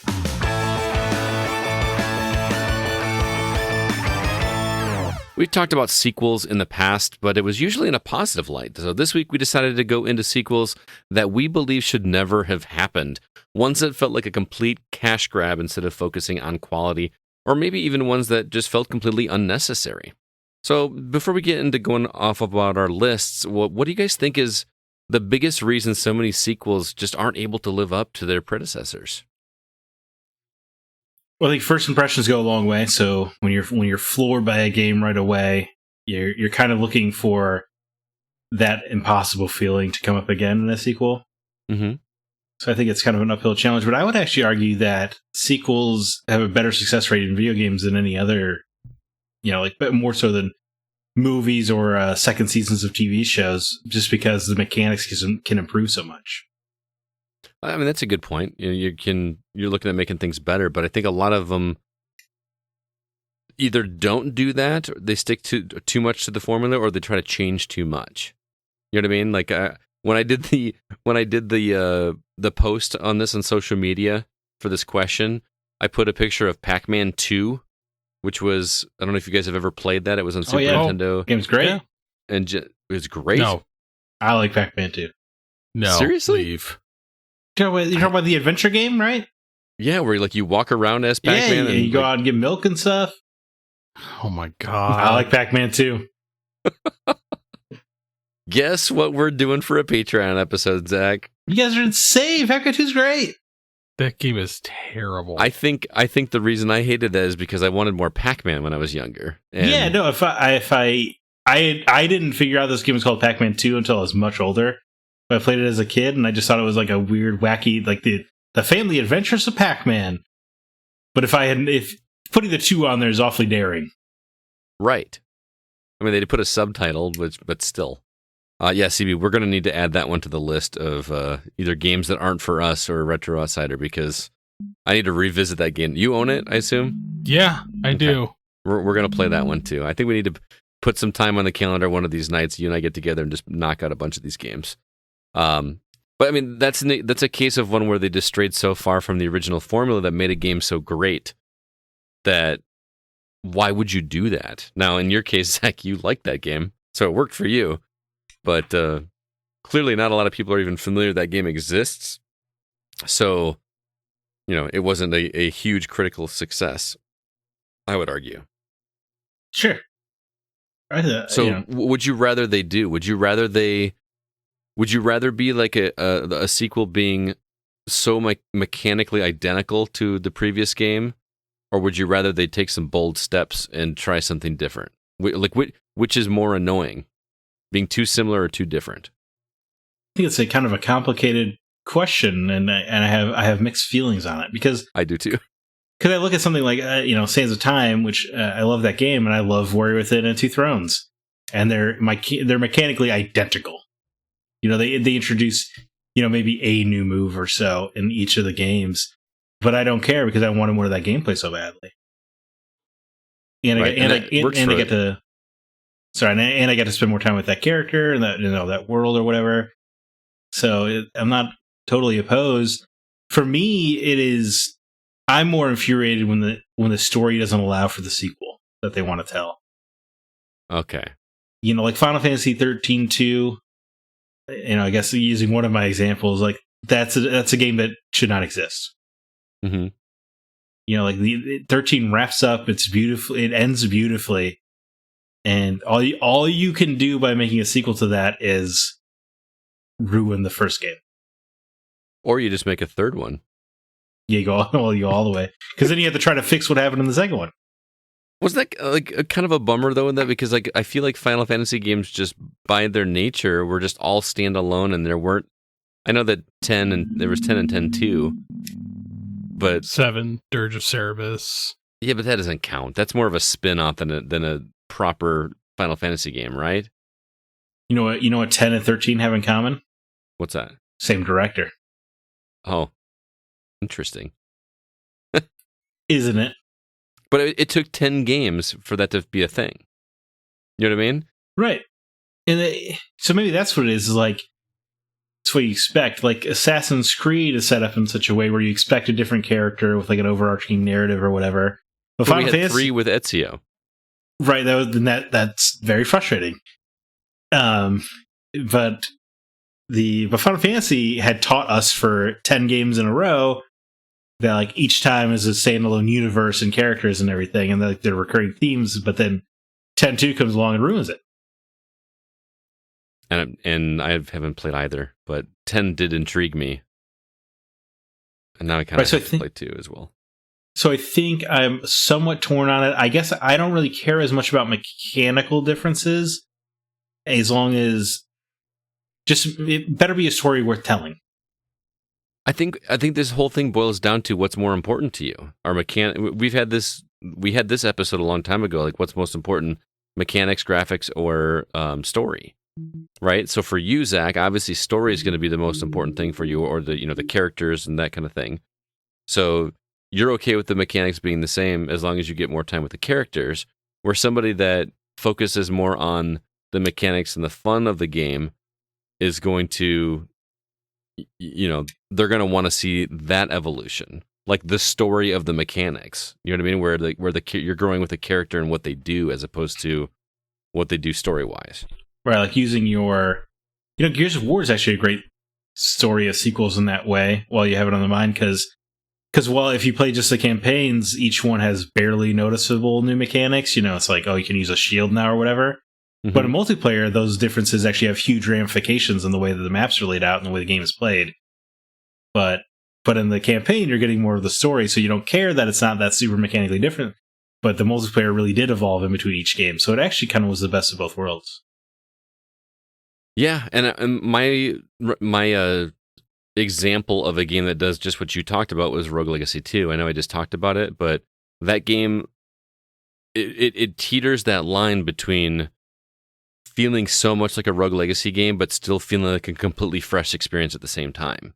And to me, that's what makes that's what makes a solid sequel, where I don't feel like I'm just rehashing or using the exact same engine that they did in the first game and just giving me new maps and a new story. You know what I mean? There just seems to be a natural evolution of all those moving parts at one time. Zach or CB, you got any thoughts? Well, I mean, I actually thought about this a bunch today, and the best way I can put it is it's kind of hard for lightning to strike twice unless you have like a lightning rod. I mean, lightning returns. Ha ha ha ha ha ha. Brother. Come on, Yes. we just talked about it. Nope, we're not going to talk about it. So, I mean, when you do have that like essentially tent pole Uh-huh. that you build a franchise around, and then you're like, we're going to throw it down the street and try to do it again without that, or change something drastically like Pac-Man 2. Like, it doesn't work because people have this expectation of like, oh, this is what this is going to be like, but you change it so hard Mm-hmm. or shift something about it to the point that you're like, this isn't the same game and this didn't work. Do you have another example? Duke Nukem, Okay. where you make a sequel that's so far removed from the original source material that people forgot what made those games fun and Oh, man. put it through That- development hell, and then expect people to be like, oh, this is going to be the second coming of this franchise. And it was so bad that it permanently put the franchise in the ground. There aren't many games that make me want to put my controller through a wall, and that was one of them. Yeah, there's one quote joke in that game where I had to stop playing. Just took I things don't too know far. which one are you talking about? Like I mean, the I- opening one with in the bathroom? Because that No, I almost don't turned even- me off. The subject matter includes content we could not talk about on our PG-13 podcast. Oh, was it purple things on the wall? No, it's dude. I mean, I've been like, we cannot talk about it on this podcast. Yeah. Okay. Or All right. another good example is Bomberman. Act Zero. So, but when you have the original Bomberman games that are nothing like Act Zero, No, I mean, no. Act Zero is trash. but trash that's what I'm saying. Like, it's so far removed from what your original source material is that you're Right. like, what were they thinking? Now, what did you? So this is just. Now I'm just curious. Did you play Bomberman Heroes on N64? was like No. It was a full-blown 3D platformer, and you had like salt bombs that you had to kill slug enemies with, and then there were vehicle levels, but you were like part of the Bomberman brigades and stuff. No, because I to this day I still love Bomberman 2, and then like it started to change, and I didn't like that. Yeah, no, Wasn't there I was asking because it is so far removed as to almost be unrecognizable Bomberman Heroes, but it's actually a really fun game. But see, at that point in time, don't call it a Bomberman game. Call it something else. I get you. It'll sell more if you have name recognition. And that's the problem. Is I- I think some of these games were originally started development as something else, but then they're like, well, if we slap this name on it, it's going to sell like gangbusters. Because look at the last one. Right. The most famous example, probably Star Fox Adventures. Yeah. Yeah, that wasn't a Star Fox game to start when it was developed, right? Originally. Yeah, no, it was this game called Dinosaur Planet. I And if I'd have liked that more. I'm actually willing to bet you would have. I don't But see it how didn't you have could that have, stigma because against it. Star Fox Adventures is already so great, one of GameCube's best offerings, so I don't really see how much it could be improved. Oh man. I don't even know what to say to that. Although it wasn't as bad as I remembered it being. So No, there is it's that. not that bad. But if you removed Fox entirely and gave it a different protagonist, Mhm. do you think it would have been sold better or been better received?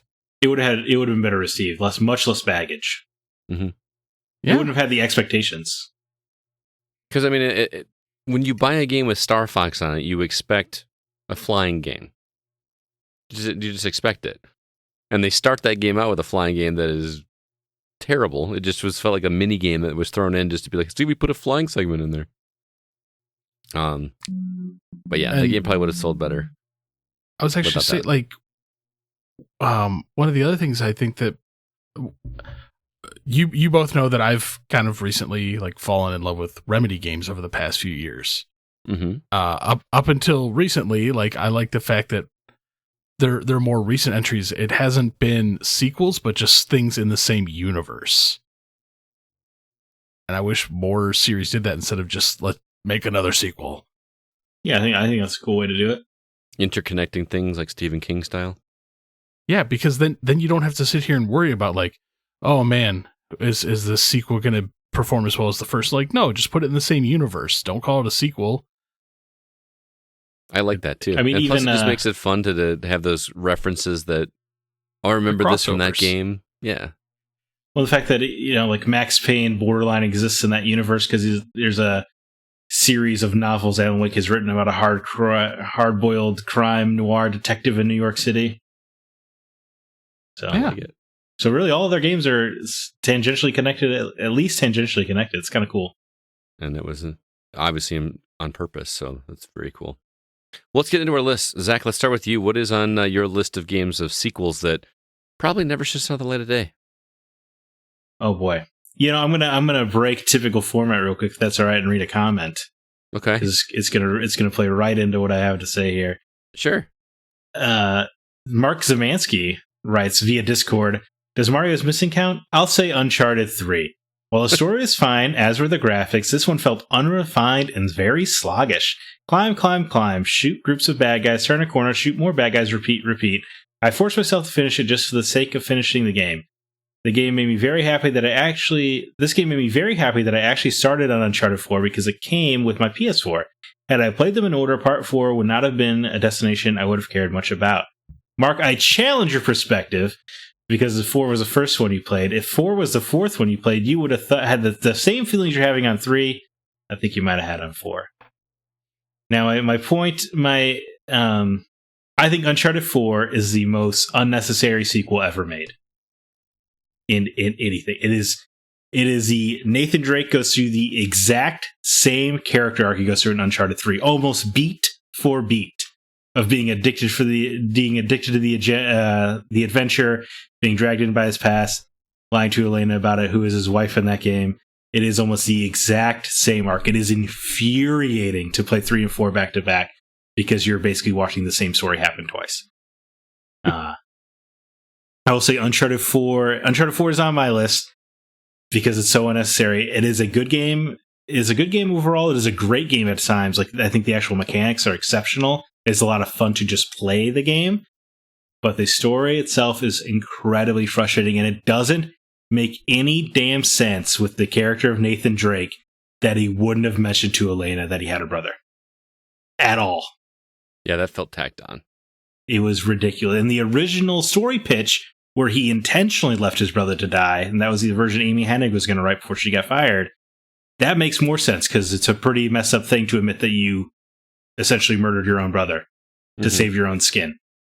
The way where he he sadly sacrificed himself to save Nate, there is no way in hell he doesn't tell Elena about that. It's ridiculous. It doesn't make any sense with the character. Very frustrating. I agree. All right. I don't remember hating it as much as you. I mean, the first time I played it, like I was like, I wanted to puke. It was so infuriating as a fan.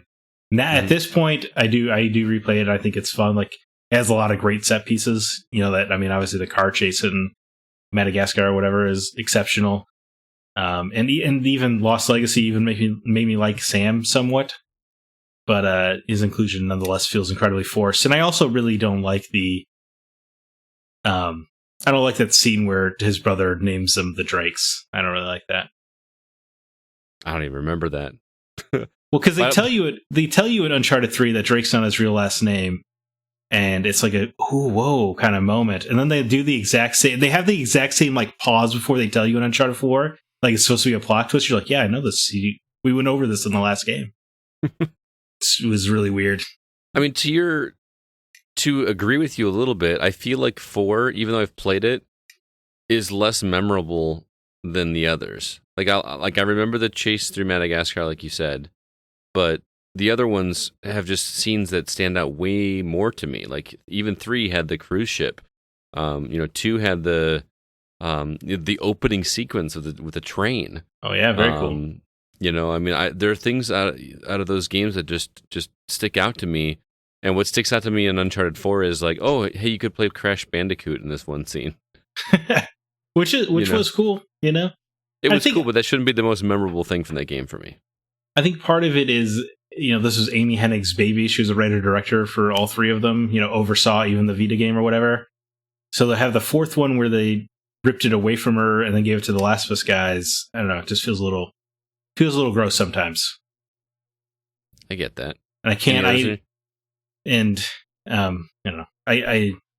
you could feel her heart in the first 3. But anyway, the game, it's as it stands, is fine. I have some more in the vein of totally unnecessary sequels from a story perspective. Force Unleashed 2 is a story so unnecessary that I have not played it. I refuse to play it. Oh man, that's good. Would you play it?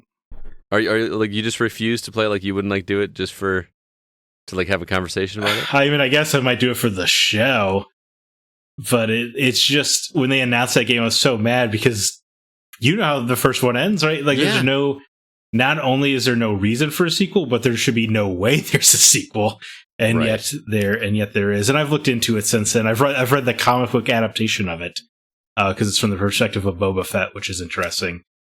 But it's just what an unnecessary story, especially like the way it ends and what it does for the overall Star Wars fiction is so poignant and beautiful. They're like, oh, man, let's let this go.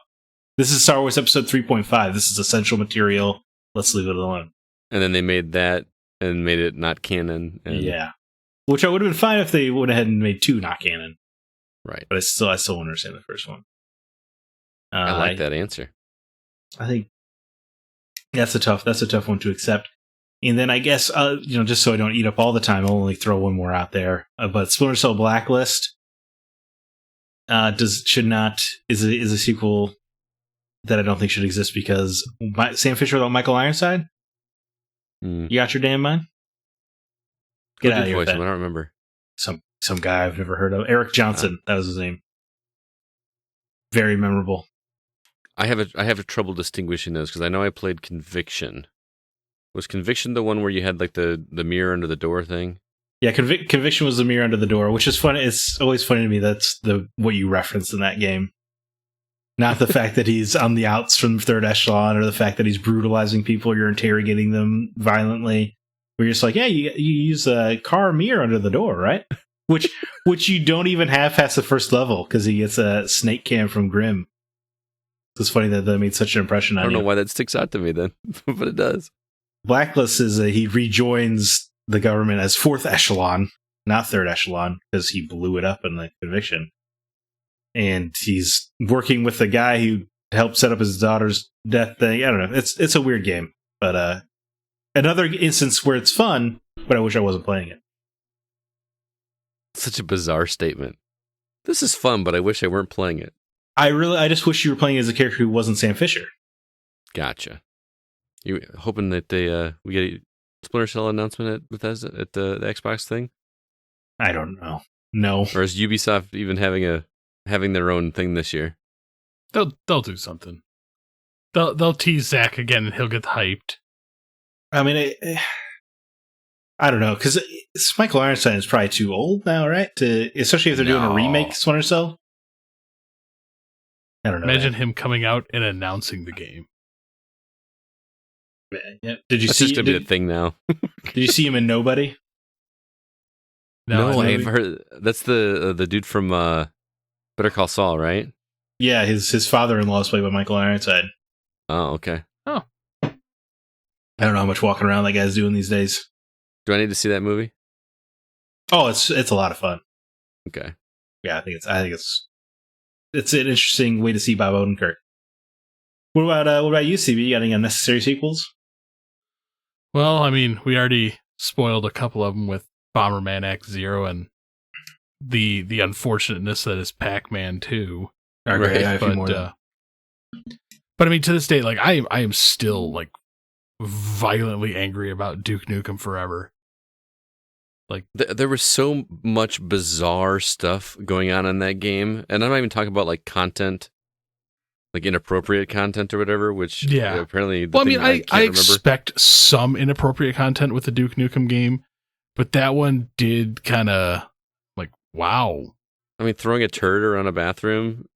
Well, that's not even funny.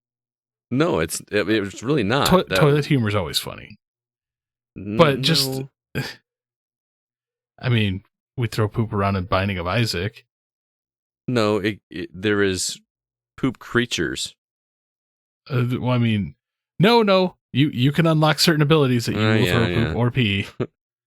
But isn't there like a section in that where like you find a shrink ray and you shrink yourself down? Yeah, that was actually probably the funnest part of that game, but it didn't make sense. It didn't make any sense, but it was like, this is kind of clever, but I just don't want this to be a Duke Nukem game. Yeah, that's the problem. Is it should have just been pull Duke out of it and just made something else. Well, isn't that the game that like went through just like so many different hands in terms of 15 years of development hell. Like that's it just insane. Yeah. Tony Hawk 5. Like, is that the one with the board, the peripheral? No, no, that was Shred. Shred, okay. But Tony Hawk 5. Oh, right. Oh, I thought they had one for Shred too. I think they did a sequel of Shred, right? Where they were trying to make you feel like you didn't waste your money buying the board just for the one game. Oh, is that what it was? I could have sworn there was Ride and Shred. I think we're both right, CB. Yeah, because I think they had a different board for the collector's edition. But like Tony Hawk 5, just it didn't have the same feel as 1 through 3. 4 was already pushing it, but 5 just. I was so worried, and then luckily they've done the 1 and 2 remaster, so I'm like, feels good again. The audacity to call the game Tony Hawk's Pro Skater 5 like it was going to be a return to form after 15 years, you know? Yeah. And then for it to be that bad. Because they did so many Tony Hawk games, but they never used Pro Skater in the title again. It was like Tony Hawk's American Wasteland and all that. But then they had or Project 8. Yeah, or Project 8. But then they had the gall to be like, this is Pro Skater 5. You're like, oh yeah, here we go, baby. And it was awful. Yeah, like it was legitimately bad. It legitimately felt unfinished. Yeah, it really did. And it was glitchy. It wasn't playable. As much as I love this game, it actually hurts me to say this one. Guitar Hero Live. It's too soon, man. I loved that game, but what they did to that game was wrong. Like, let's just completely change the controller. I loved the idea of like, let's make it live and performance, and then the controller just didn't work as good, and then they abandoned it way too early. And now like it's just a shell of a game. Like you can't even do much with it now. I miss Guitar Hero. I do too. I used to sit and play that for hours and hours. If they would have given it a little bit more love, I think that game would have been just fine, and they didn't have to change the controller. I legitimately think that's what killed it. I think that was a problem because people like me that got really, really good at Guitar Hero with the original felt like they had to start from the beginning and relearn how to play. That's a good point. And that's just not fun for people that have been fans of that game for so long. And I know that sounds kind of like I'm going to take my ball and go home kind of situation. It's just, I don't know, that I had gotten older because that's how long Guitar Hero has been around, right? And I don't have as much disposable time to relearn a skill set. I just want to continue with the skill set I already have. I had never thought about that angle. They're going for the nostalgia play, obviously with Guitar Hero Live, but then they changed the button format. Mm-hmm. which immediately takes away the feeling you had before. Right. It was a straight kick in the teeth. Yeah. But I mean, and they pumped out so many 1, 2, 3 Beatles, Green Day, Metallica, all of them, and then they did that. Mm-hmm. So I wanted to like it, and I tried to like it, and then they just took it away. Did those 360 games still work on Yeah, the they Xbox do. One? Man, I kind of want to go back and play some Guitar Hero now. I played I have almost hell all of them. out of Green Day Rock Band. Like, so good. And then I have one last one, and you can tell which camp this puts me in. But Okay. Super Mario Brothers 2. Oh. Again, it's got Super Mario Brothers 2 on it. It's technically not a sequel. Yeah, but It is. It's it was it's one like of the Pac-Man 2. reskinned games, huh? It's like Pac-Man 2. It's just not at all what you expect by seeing the 2 on the box. Right. Well, I mean, At the least it fact was a though platformer. that wasn't it wasn't a Mario game though. It was Right. completely different, and they reskinned it with Mario. I still like that game. And some of those characters from that game actually became like official Mario characters. Birdo. Yeah, Birdo, the Sniffets. Yeah. The Shy Guys, those all became like staples in Mario Universe, even other games later. I really wish they would have just originally released what later on became the Lost Levels. That game They've is given us stupid the hard. original. So, but at least I would have been happy because it was in the same format and the same style, Right. rather than this weird game that you reskinned. Which do you think would have sold better? Lost Levels that that nobody's going to beat, or Mario 2 that sold quite well? It sold okay, but it was different. Well, so mean- is Super Mario Brothers 3. I don't know. I wish I would have I would have rather had Lost Levels. I mean, you still have it. It's you still have it on the cart. Yeah, I know, but You just want your Man. cake and to eat it too. It sounds like. I do. Leave me alone. All right. So Give me as your for list. me, Duke Nukem Forever was on my list as well. Resident Evil 6.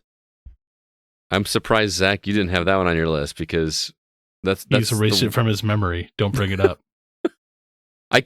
Rarely have I like dropped a game so quickly as I did Resident Evil 6. It's a pretty bad game. I didn't even get to the parts you're talking about sliding down a hill or whatever. I couldn't even get that far. There was a segment where I was playing with somebody, co-op, and there was like a train, and no matter what we did, the train would just hit us. We couldn't dodge it. We couldn't figure out what we were supposed to do. I just was so annoyed with that game. I just wanted nothing to do with it. Just to clarify for listeners, there's a part in it's in Leon's campaigns, which we didn't even beat one of the first of the 3 campaigns. We have to go up an ice hill, like an icy hill, and if you get hit at any point, it takes you all the way back to the bottom of the hill. And there are zombies all over the hill. And you can't like stop yourself from at all. You just No, slide, you and it's a long slide all slide, the- right? And it's like 45, 60 second long slide every time. Who It's thought that was a good some of the idea? worst design. Another one I had was Ninja Gaiden 3. I'm not talking about the original Nintendo, but like the Xbox games. Okay, so not Ancient Ship of Doom. No. I'm talking like where they rebooted it back in the original Xbox, and then I think 2 and 3 came out on Xbox 360. The original was great. The sequel was really good, although I still have yet to finish that one. And 3, I barely made any progress in it just because it was just it felt like they took what made the first 2 Ninja Gaiden games so great. And I'm not trying to be like a From Software purist person that says, "Well, just get good at the game." But they really just like made Ninja Gaiden 3 like your average hack and slash melee combat type game without making you earn it. Like I felt like you had to with Ninja Gaiden 1. And I know that sounds elitist. I really don't mean to sound that way, but that it worked great for the first 2 games. I just don't understand why you would go in that direction. I think at one point you're like running away from a helicopter, or fighting a helicopter, one of the two. I don't remember. I actually had I don't know if you guys use Time Hop, but I use Time Hop and I get posts from whatever. And that was something that posted recently that said, "Boy, I never thought I'd be chasing down a helicopter in a Ninja Gaiden game. It just felt so out of place. Or dodging gunfire. I don't remember what it was, but it was annoying. So Ninja Gaiden 3. I say that and I just bought the game. Like, right, I just bought the Master Collection. Well, because you get 1 and 2. I get 1 and 2. I look at that. I paid $15 for Ninja Gaiden, $15 for Ninja Gaiden 2. So another one was Castlevania 64, which I feel like one of you really likes that game. I can't remember or not. I could have swore we had this conversation. No, okay. I don't think so. I'm actually surprised you didn't say Castlevania 2. Well, Castlevania 2 still at least had the same format. This is 2-dimensional. It had a little more conversations and stuff. It was a little bit different, but it still felt like a Castlevania game.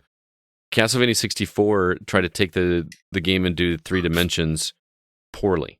It was ugly. The controls were clunky, and I just did not like it at all. And it's just very, very frustrating. And it just didn't have the feel of a Castlevania game. It felt like a game that, much like these other games that we're talking about, felt like it was something first, and then they slapped Castlevania on it. But I can't be certain.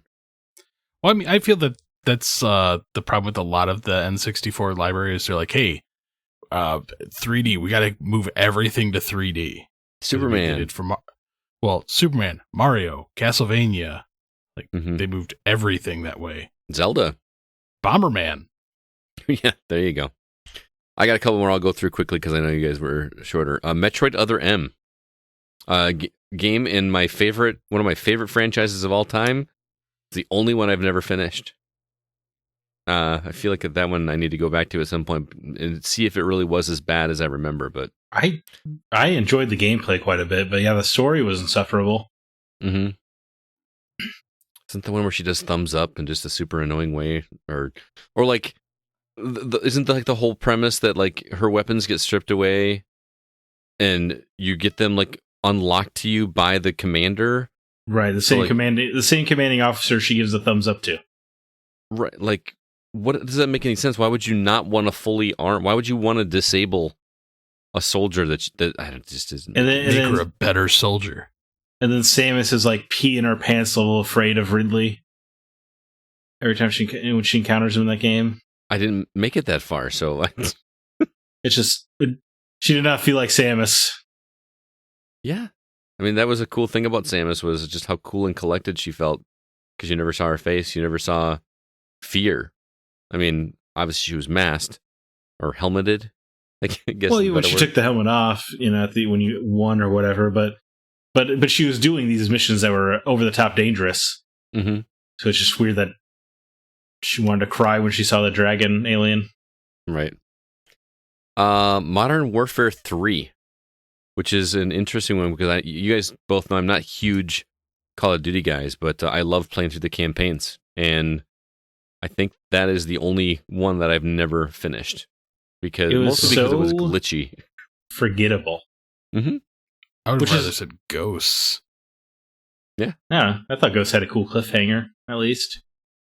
Modern Warfare 3 had because I actually liked Modern Warfare 1 and 2 quite a bit. So did I. So for 3 to be a mess was not exciting.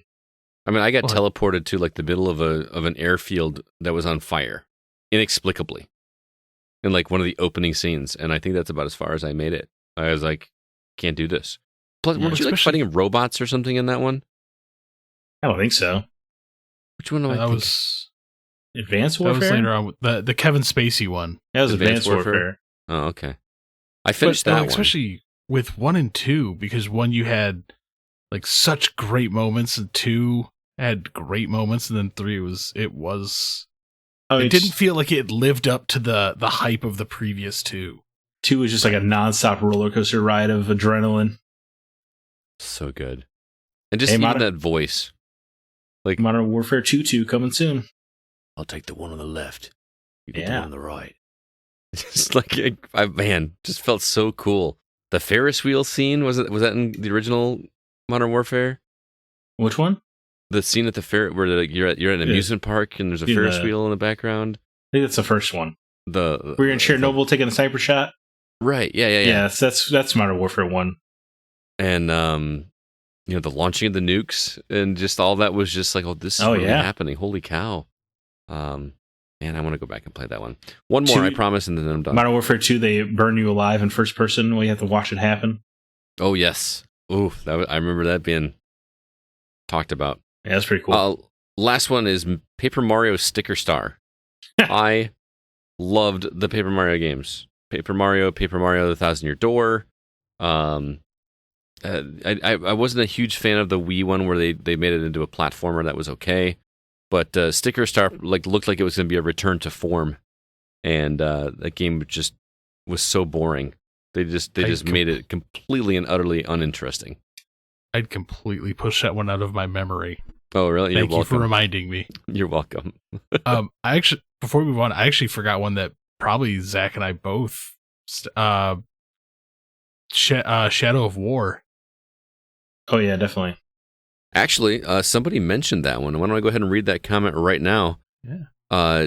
David Newman over on Discord said, "I'm not sure never should have happened, but I was definitely disappointed in Shadow of War. Paid for the $100 edition after finishing Shadow of Mordor, which was a fantastic game. Thought the progression into controlling orcs and using in battles was going to be great. While it was cool the first couple times, it got pretty repetitive and really wasn't very rewarding. On top of that, microtransactions for the different orcs put a sour taste in my mouth. Story was forgettable, and the full ending required you to do all the battles, which I was already done with everything else before working on all the battles, so it was tedious and I never finished it. It's not a bad game, but I was pretty jaded after spending $100 on it when I personally don't think it added much quality on what was built in the first game, so it shouldn't have been made, but better executed, in my opinion." No, he said, so it should have been made, but better executed, in my opinion. Yeah. That was a game I was super stoked for. I played that game, the original game, twice. I love Shadow of Mordor so much. Different platforms get different trophies. The map was succinct enough. Like it didn't felt like an overwhelming open world game. Shadow of Mordor was the perfect size. Yes, it was absolutely perfect. And then when I got to Shadow of War, I just felt overwhelmed. You couldn't even the fact that you couldn't skip the freaking dialogue when those orcs come up. It was so annoying to get in the middle of a fight and then all says, "There you are," and then you had to hear this whole dialogue of this orc that you fought earlier, and I had to wait for them to go through this dialogue that you can't skip.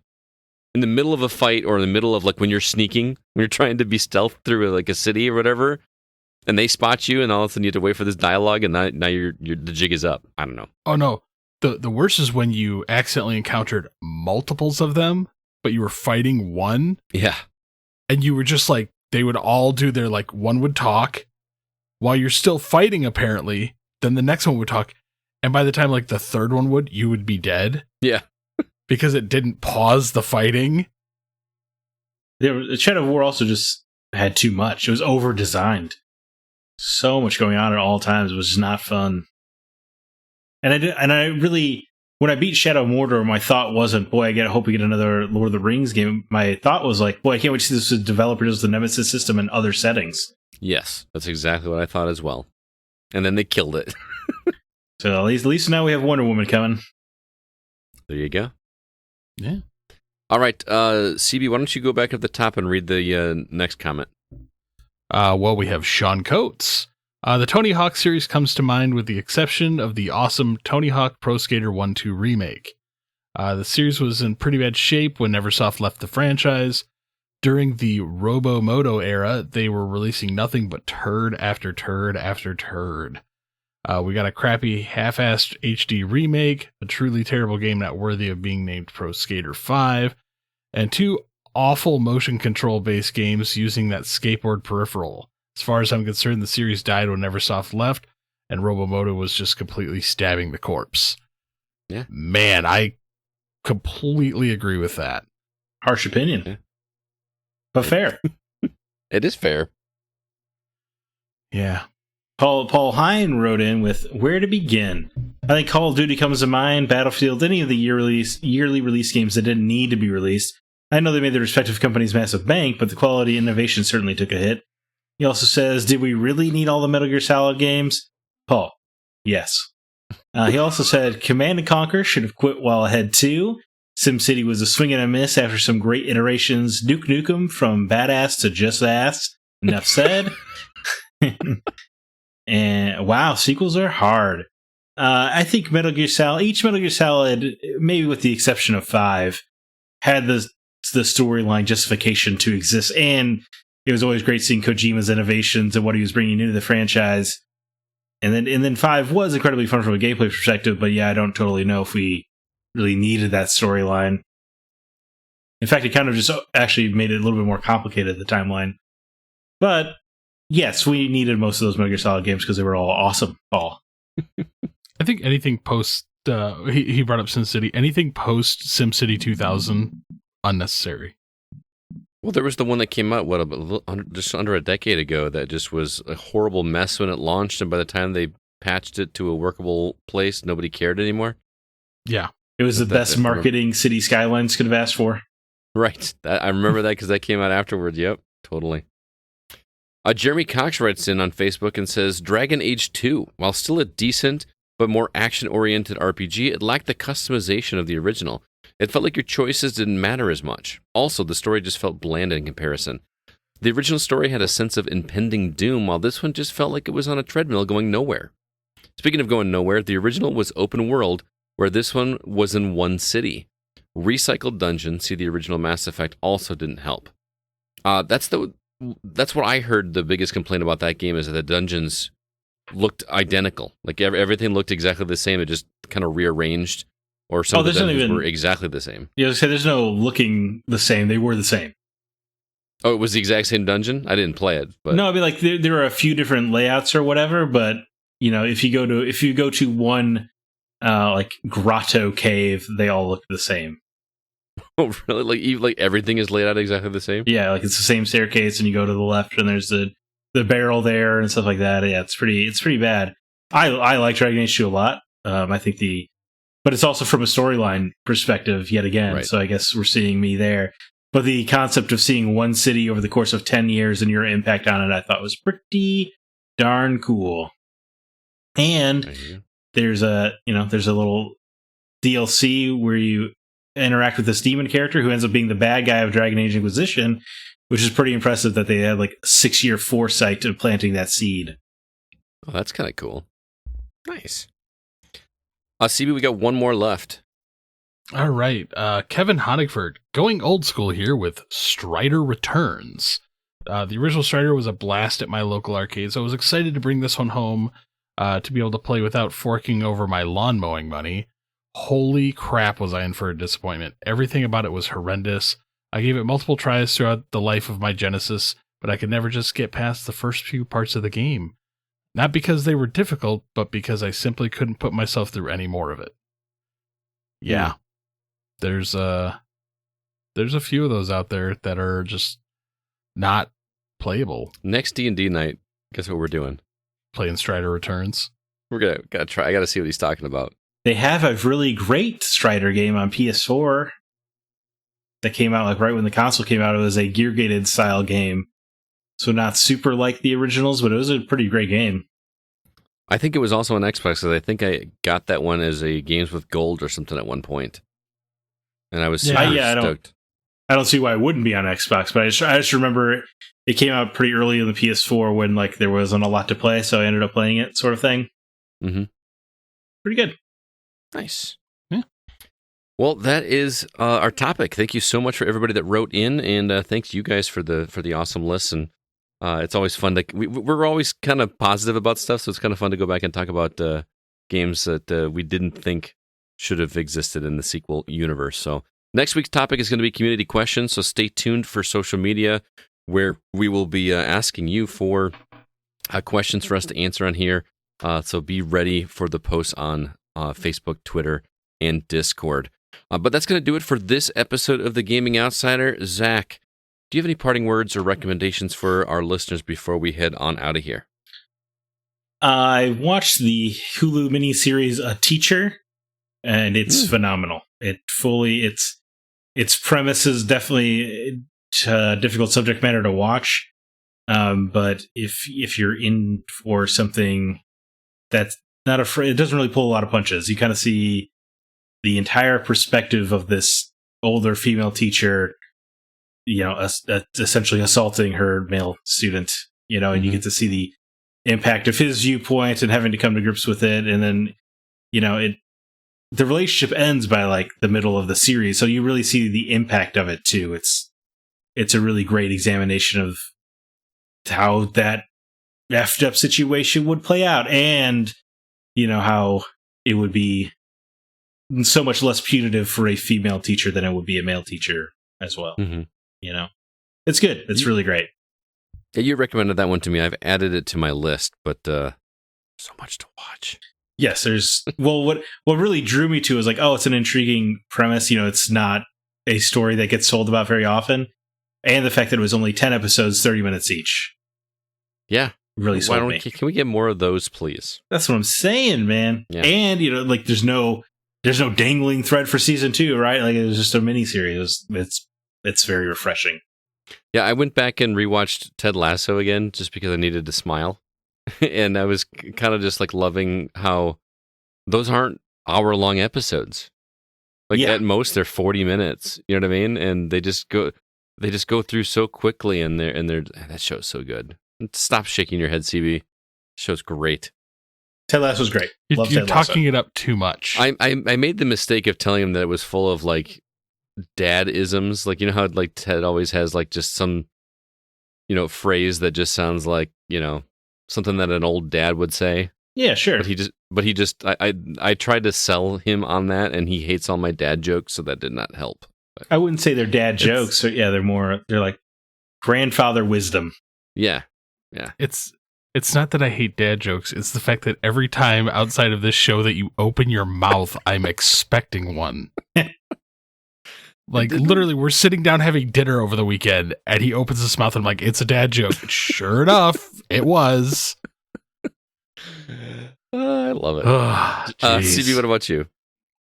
Well, I wanted to bring this up because I wanted to get Zach's take on it.